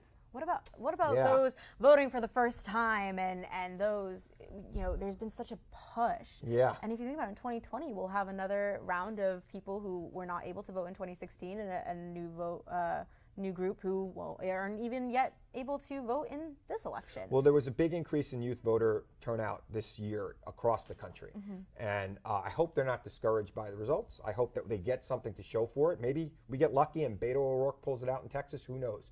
Or we keep the House, or we take the House, or the Democrats take the House of Representatives. But it is incumbent on the youth to come out and vote, because if they don't, it's only, look, I've got mine. I'm older. I know where I'm going. I'm pretty much set. You don't have yours yet. And you got to get out there and you got to vote. You got to make sure that you are engaged in this. Otherwise, people who don't have your best interests in mind are choosing the people who will make the decisions for you. And that will lead to higher costs for health care, education, and things that matter to you. And, appointment of Supreme Court judges that are not exactly, progressive. Let's just put it that way. Right. They're very regressive. Yeah. I want to move on a little bit to other races. You said Beto, Cruz. Yep. Comments, thoughts, Georgia. It's crazy things happening right now. So I don't know what the numbers are in Texas. They were good early for Beto. There was a huge turnout in Texas. They probably had about 2 million more votes than they expected in Texas. Whether or not that is people rallying to Ted Cruz or rallying to Beto O'Rourke, we'll find out in the next hour or so. But Beto O'Rourke is a special kind of candidate, and I hope to God he wins tonight. But I don't know that he will. If I had to bet, he probably wouldn't. Texas is a tough nut to crack. But that man worked hard. He visited towns and counties all over the state of Texas. Texas is a huge state. We don't have to tell everybody that. It's as big as Texas. And he visited every corner of that state. He made a great point of saying, his opponent, Ted Cruz, visited every county in Iowa, but he hasn't visited every county in Texas, and he's been a senator there for 6 years. So it's if Beto wins Texas, he's immediately a candidate for president in 2020. He's a rock star in the Democratic Party. If he loses, he's still a rising star in the Democratic Party. I think he caught fire. He captured the attention of progressives across this country. He never compromised on his issues. He ran a progressive campaign. He did not try to moderate his position. Some people might think that might hurt him in the final result, but I think he was just being him, and we'll see what happened. Texas is a state that, but for its repressive voting system that makes it harder for people to vote, would be a lot more like California. It's got the same kind of demographics, a younger, diverse constituency, And yet in California, you see it as a dark blue state, and Texas is ruby red. And that's because of the voting system set up there, the gerrymandering. City of Austin, which is probably one of the most progressive cities in the world, is cut up into 4 congressional districts so that it can't have a voice. And that's Texas right now in a nutshell. And that's why there's people being discouraged. That's why young people in Austin aren't coming out to vote. But they did come out for this guy. There was a 400% uptick in youth vote in Texas. Let's see what happens there. I'm still interested in that. That could be the surprise of the night. You know, we found this problem after 2016 election that is there an issue with the way that our democracy works in voting? Yeah. Oh, absolutely. I mean, the Senate itself is undemocratic. Why would the senators from California have the same amount of votes as the senator from Wyoming? Nobody lives in Wyoming. There are 200, they don't even have enough to have a single congressman in New York. They have one congressman because the Constitution won't let the state have a House of Representatives member, not have a House of Representatives member. They don't have enough people for a House seat in New York State, but they have 2 senators. New York State has 2 senators. We have, 17 times the population. So that in and of itself is undemocratic. And right now, those small population states tend to go for conservative lawmakers because they're very rural. More people live in the cities, and more people are concentrating themselves in the city, but the rural lifestyle still tends to be one that favors conservative candidates. And that is, in my opinion, not democratic. Tonight, what's going on is you might see the Democrats win the popular vote for House of Representatives by a large margin and still not take control of the House of Representatives, just like Hillary Clinton won the popular vote and didn't win the presidency. And you did, you mentioned there's a lot of turnout in Texas especially. Yeah. But a lot of turnout here in New York, too. Yeah, I was just going to say John J. Lavelle mentioned that in his interview with Nicholas Donatic for us. And he said, on Long Island, we have over 50% turnout. It's huge. Do you think that, really both sides are pretty energized? The Republicans got energized with the whole Kavanaugh hearing, and Democrats have been energized really ever since Trump took office. Yep. Do you think that this is kind of an outlier that we've had so much turnout, or do you think all midterm elections from here on out are going to be this way? This is all about one man, and it's President Trump. President Trump is getting people who hate him out and getting people who love him out. Sorry not to interrupt you. We are getting word back from our updates team in the newsroom. Let's throw it over to Nico real quick. What's going on over there, Nico? And now we're going to give you updates from the Senate race in Texas. 50.7% of votes are for O'Rourke and 48.3% are for Cruz. Now let's take a look at the House. 70 Republican seats and 68 Democrat seats. In the Senate, 34 Democrat and 44 Republican. 17 women have won so far, all of whom are Democrats. Andrew Cuomo has won re-election for governor in New York with 66% of the vote. This will be his 3rd term. We are currently waiting on results from the Long Island elections. Now back to you in the studio.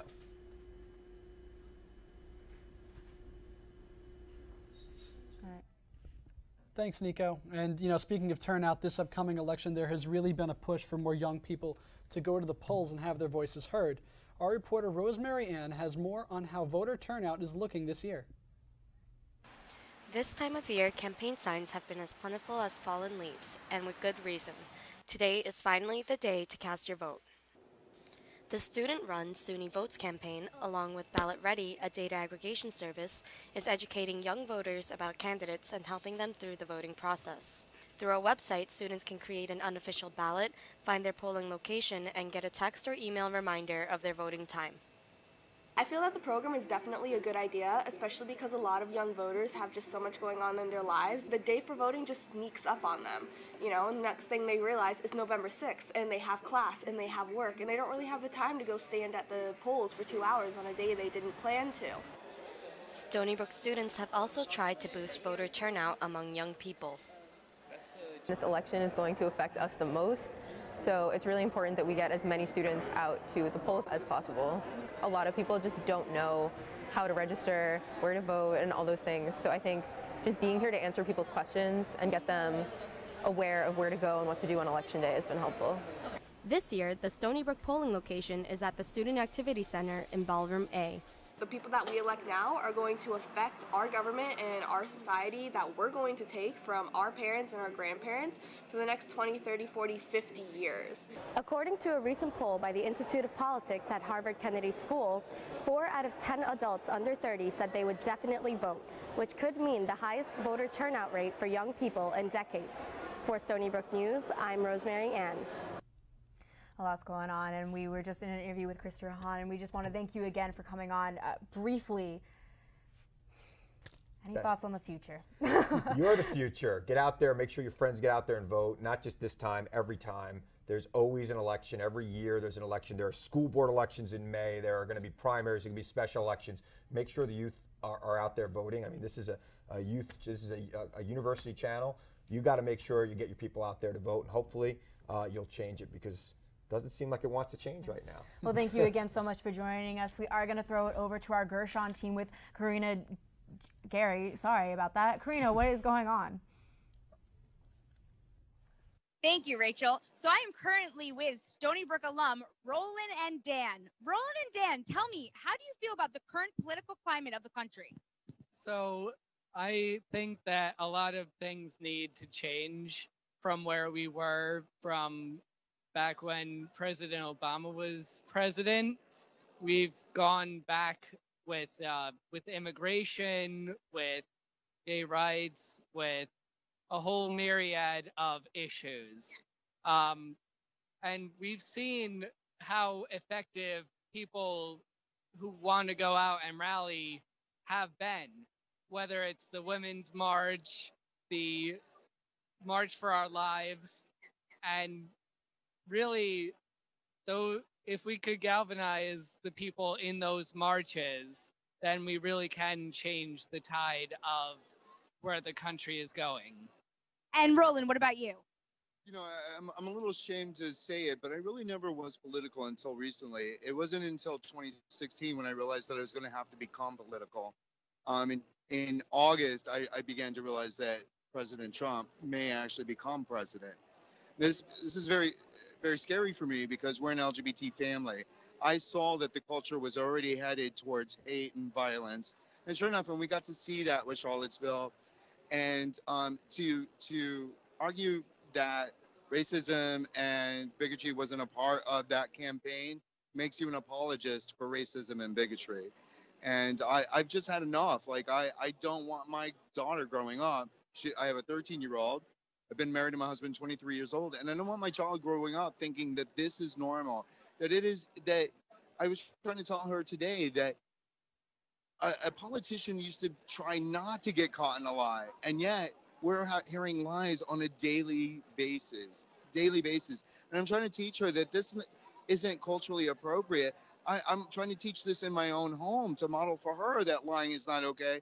And yet the president of the United States, of the most powerful nation on earth, really, is lying every day. Where is the GOP? Used to be the party of family values. Well, it turns out, who knew that my family values are better than theirs? For decades, they've been trying to make sure that I couldn't marry my partner. And here we are today. Look at Roy Moore in Alabama. They're just so, it could be name after name I could just drop right now. And we know that all of that has culminated into a culture of violence. And just on September 30th, I've lived in my community for 23 years. And for the first time in 23 years, I was called a derogatory name on my front lawn, decorating with my family for Halloween. So things have to change. It's time to quell whatever beast has been let loose as a result of this presidency. So speaking of that, you are part of the LGBT family. I know that there were signs of Perry Gershon's that were littered with gay lover. Did you hear about that on Nichols Road? Ironically, I know that it came from a place of hate, but ironically, it didn't bother me. I said gay lover. Perry Gershon, great. He's a gay lover. I've been out campaigning for the man for months now, because I hope he does love gays. But putting baby killer on there, I just really, I get, there was a time when I used to believe that, okay, that's what actually what actually the conservative is voting for it. They're pro-life. They're not voting against my rights. But now we see that that's not the truth. There are just too many vile candidates across the nation right now who are willing to support anybody as long as the buck keeps coming. And they don't have values. So you can never, no more, you can't run on the pro-life thing and resist my rights anymore. It's not going to happen anymore. Thank you. Thank you. So these two SB alum really clearly have a lot to say. And thank you. Back to you guys at the studio. Arena, and things really starting to pick up there at the Gershon campaign. They just started their watch party at 9 o'clock, so people finally filing in. But people have been at the Zeldin campaign headquarters for a while now, and we're going to throw it back to Nicholas Donatic there for some updates on what's going on with the Republican. Nick? Thanks, Nick. Coming to you live still from this Zeldin watch party. It's worth noting that as the polls close and as the results have started pouring in statewide and nationwide, as we're now well past 9 p.m., this place it's filled up.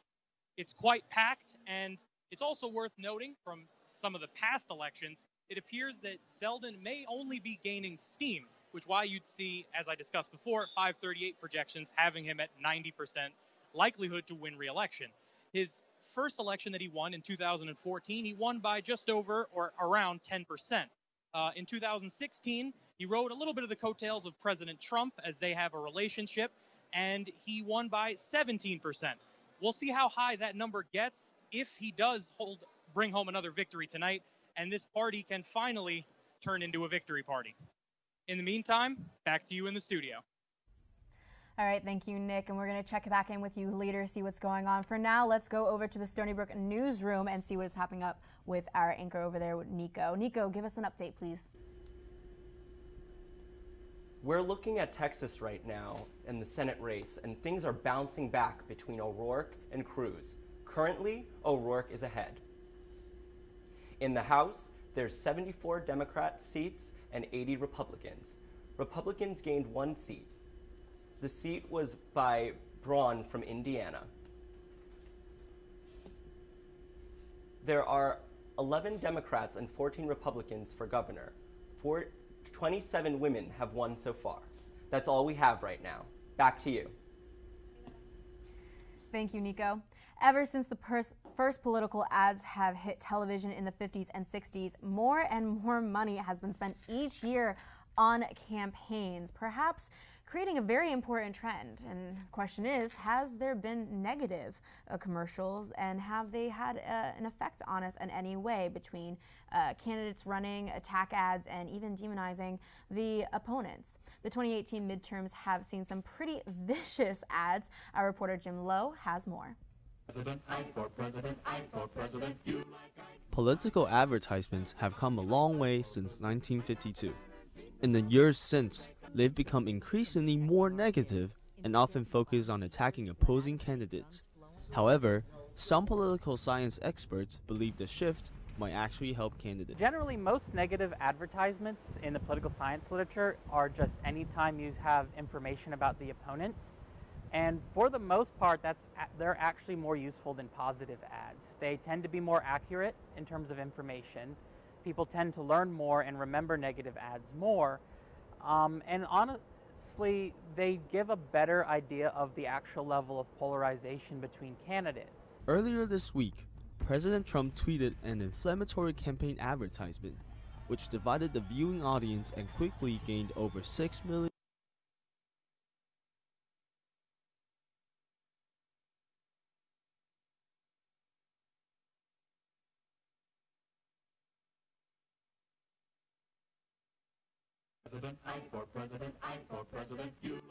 Political advertisements have come a long way since 1952.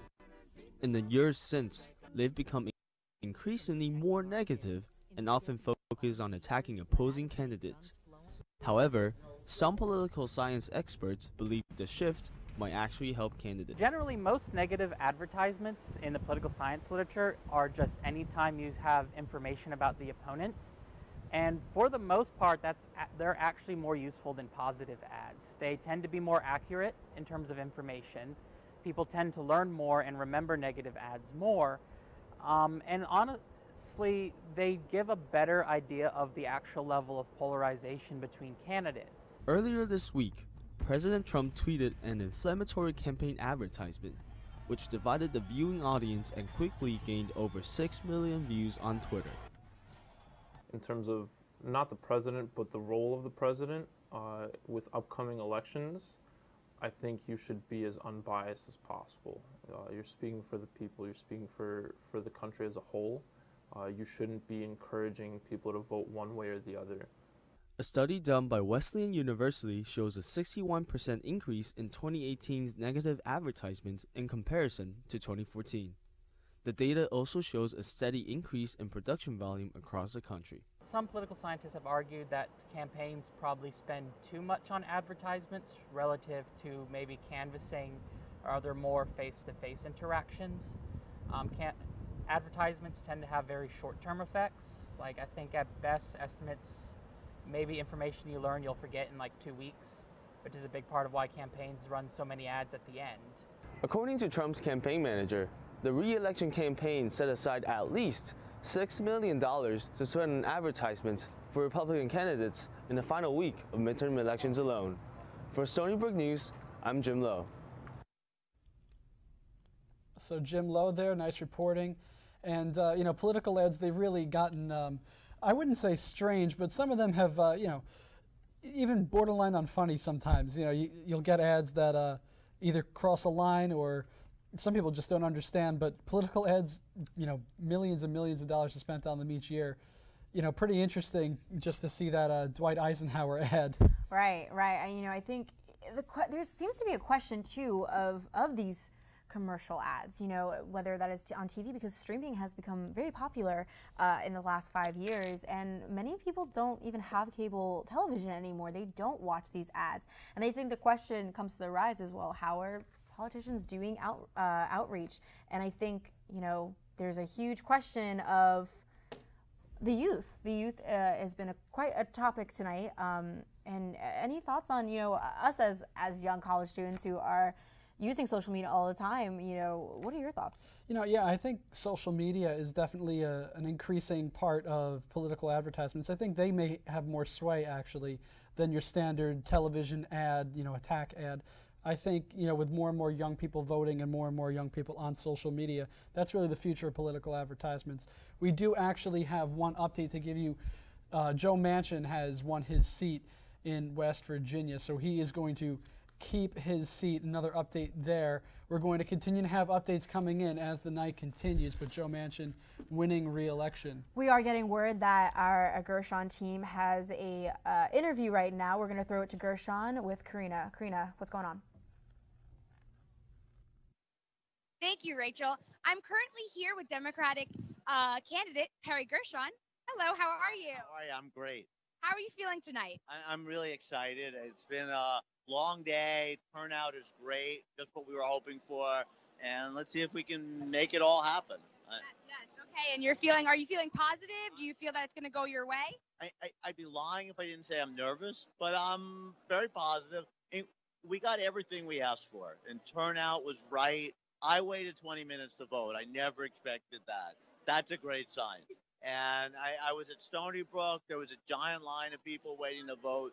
So it's all the things I'm looking for. So we'll see. Yes, you had a strong presence actually at Stony Brook University. Do you feel that the students came out in your favor? As far as I can tell, yes. When I spoke at Stony Brook, there were 250 people there. That was just tremendous. It was very energizing. I think people liked the message, and we need a change, and we need to just tone down the hostility in this country. So I hope we send the right message to the president tonight. So we heard back from Zeldin's campaign, actually, that they don't believe that there will be a blue wave. What do you have to say about that? I'm not going to comment because the voters have already decided. Let's see how it looks at the end of the day. Yeah, okay. Thank you so much for speaking with me. Thank you. Back to you guys at the studio.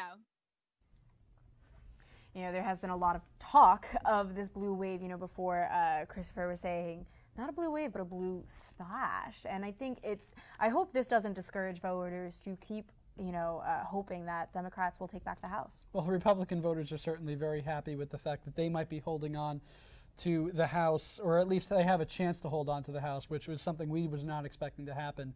But for Democratic voters, we had a very high turnout on Long Island, and high turnout usually favors Democrats, and that's one of the hopes that Perry Gershon has to have in terms of winning this election. And we haven't really had any indications so far of concrete results coming in. So right now, Gershon and Zeldin, respectively, they're neck and neck, until we hear otherwise. But Perry Gershon, he has a chance to win, and obviously we heard John J. Lavelle talking. He thinks that Lee Zeldin has it wrapped up, but high turnout is definitely encouraging.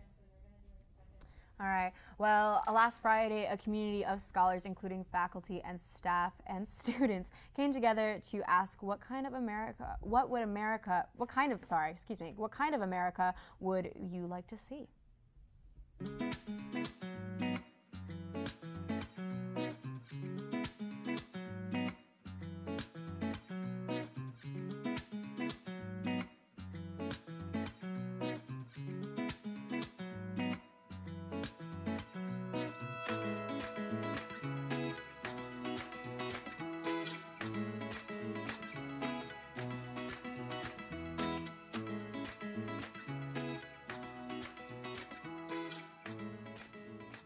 Hi, my name is Dr. Jarvis Watson, and I'm the Assistant Dean for Multicultural Affairs here at Stony Brook University.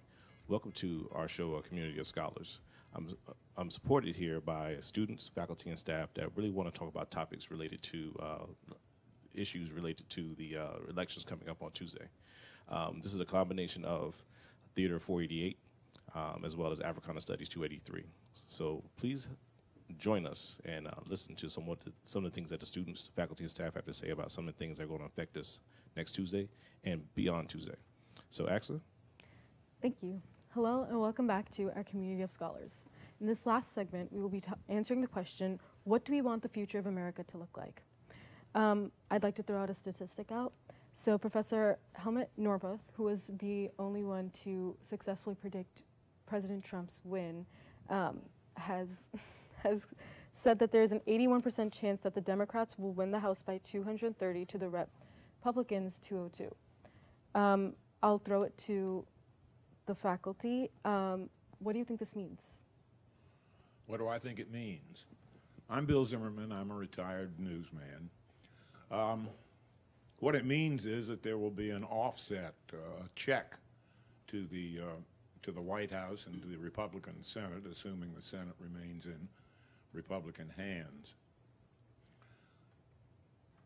That's one of the main jobs of the Congress of the United States, to pose a check on executive power. And so, assuming that prediction is correct, then we'll have another check to check on the White House and even the courts. I am Jeffrey Siegel. I am SUNY Distinguished Professor and also a faculty member in the Political Science Department. Among the many things that will happen if we have a Democratic Congress is that all these committees that have been run by Republicans will be run by Democrats. So the House Ways and Means Committee, for instance, will be able to subpoena President Trump's taxes, and we can see what he's been hiding from us all these years. He is the first president not to release his tax returns. So presumably there's a lot of stuff there he doesn't want us to know. Great. Would any of the students like to talk about some concerns they have, especially for the midterm elections coming up next week? Hi, I'm Michelle. I'm a biology major, and I kind of just want to talk generally about America and what we want for the future.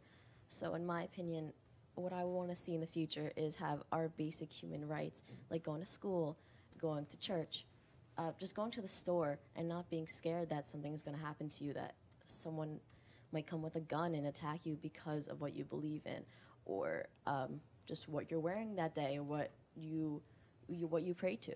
And I think we all have that common opinion. Absolutely. Thanks. I'm a journalism major here at Stony Brook. My name is Michael Kohut, and one of the most frightening and continuously frightening since the beginning of 2016 things about the Trump presidency and President Trump's allies is his willingness to speak casually about violence against his own opponents and against journalists that seek to discover the truth about what he is trying to do and what he's hiding. And I think no issue is more pertinent to that than what's been going on in Saudi Arabia. Because something people don't talk about is in the beginning of the Trump administration, how Turkish President Erdogan had his bodyguards beat up, literally assault, American protesters in the D.C. mall, and those bodyguards were never prosecuted. They were never held. They were never held to trial for any of the things that they did. And that was a very dangerous precedent. And that happened as early as 2016. It may have happened in early 2017. But now we see Turkey taking a role of almost defending the ability of journalists to report on regimes that are willing to use violence against dissenters. And I think that highlights a very, very important thing about modern America. That's an excellent point. We've seen a lot in the news that the media is the evil, and I kind of want to throw it to Bill Zimmerman. What do you wish for journalists in America, and are the media really evil? Well, the first thing I wish is that they would be safe. I was lucky in the period during in which I was reporting, which was a little pre-Watergate and quite a bit after Watergate. During Watergate and just afterwards, there were bumper stickers which said, "Thank God for the Washington Post." Now, things have changed quite a bit since then, where you have an administration and others attacking journalists and calling them evil and trying to erode public confidence in their work. So I would hope that in the first place they remain safe, and in the second place that they continue reporting the truth regardless of these attacks. All right, we are back. We had to interrupt that package a little bit early, but we do have some small news. No concrete facts leading to a race just yet, but we do have some exit polling data to give you. And CBS News exit polls, they have Democrats leading Republicans among voters under 30 years old. 68 to 31, that's a 35-point margin that they're leading Republicans by among young voters. And maybe that bodes well for candidates like Perry Gershon. And there has been a big split between the men and women. The men's split has been voted from 48 to 50%, and women have been siding with Democrats between 60 to 39% throughout the night. There has been a lot of talk, I think, between, just youth in general and what we have. That last package we were playing, it was all about the media and what the media had to say. And I think as journalists, we can kind of speak for ourselves that not only is the future of our democracy a threat, but also a threat to journalists and First Amendment. However, we are throwing over, I'm getting word that we have an update out in the field, so let's throw it over to our team with Karina. Sorry, with Nico. We're now going to give you our final updates of the night about the House, Senate, and governor races. For the House, 35 Democrat, 45 Republican. For the Senate, 85 Republican. For governor, 11 Democrat and 16 Republican. Most areas around NYC are Dems. Ocasio-Cortez won. In the Senate, Dems lost 1 seat. Braun flipped Indiana. In the House, Dems gained 4 seats. For governor, Dems gained 1 seat. In Georgia, Republican Brian Kemp is leading Democrat Stacey Abrams in the race for governor with 56%, but only 35% of the votes have been tallied. That's all for updates. Back to you. So Brian Kemp leading in Georgia, he's a Republican, so certainly those at the Lee Zeldin campaign party are very happy about that race. So let's actually check in with them now and see what's going on with Nick Donatic. Nick? Thanks, Rachel. Coming to you for what will likely be our final update from the Zeldin camp. Still no results in, although the New York Times is projecting an over 80% chance that Lee Zeldin will remain in the representative for this district, and he will hold off the challenger, Perry Gershon. More people are starting to move towards the television screens, up on stage, and towards the podium, as we're expecting, as the results roll in and as it becomes official, we will see speeches and we will see things to wrap up. I'm Nicholas Donatic. Back to you guys. Thanks, Nick, and great job all night at the Lee Zeldin campaign party. And, now we're going to check in on the other campaign watch party, Perry Gershon's party. Started about an hour ago, so that place is starting to fill up. So we're going to go back to Karina Gary there. Karina, what have you got for us? Thank you. Back at the studio. So the room is beginning to fill up. Unfortunately, we do not have any results yet, but it should be soon that they're coming in. People are starting to gravitate towards the screen where they will be displaying the results of the election. I'm Karina Gary. Have a good night. Back to you guys. Thank you, Karina. And, we're reaching the end of our broadcast. But before we go, just wanted to, get some final thoughts in. And, Rachel, what do you think you're going to remember about this midterm election season, maybe 5-10 years from now? I think this is a big pivotal point for the youth, for adults, for the general public. This is a turning point. This is something that we are realizing that we have a democracy and we have a voice. And I think, there is future for everyone no matter what. And there is no fear. There is, like some of our interviewees have said before, this is way worse has happened before, and we have a lot more to go in a long history and a long future as well. Yeah, and I think I'm going to take away the fact that we had such high voter turnout, and when you have turnout this high, especially among young people, you're going to create a whole generation of future voters who are going to have a political voice for years and years to come. Yeah. And if you think about it, in the next election, you and I will both be in real jobs in real newsroom, hopefully, reporting on the 2020 election, which is crazy to think about. So. We're going to wrap it up, and thank you so much for spending your night with us. I'm Nick Musumeci here for the Stony Brook School of Journalism. And I'm Rachel Eiler. Be sure to follow us on all of our social media at SBU Journalism on Facebook, Instagram, and Twitter for more live updates throughout the rest of the semester and the year. Thank you folks again for joining us. Have a wonderful night.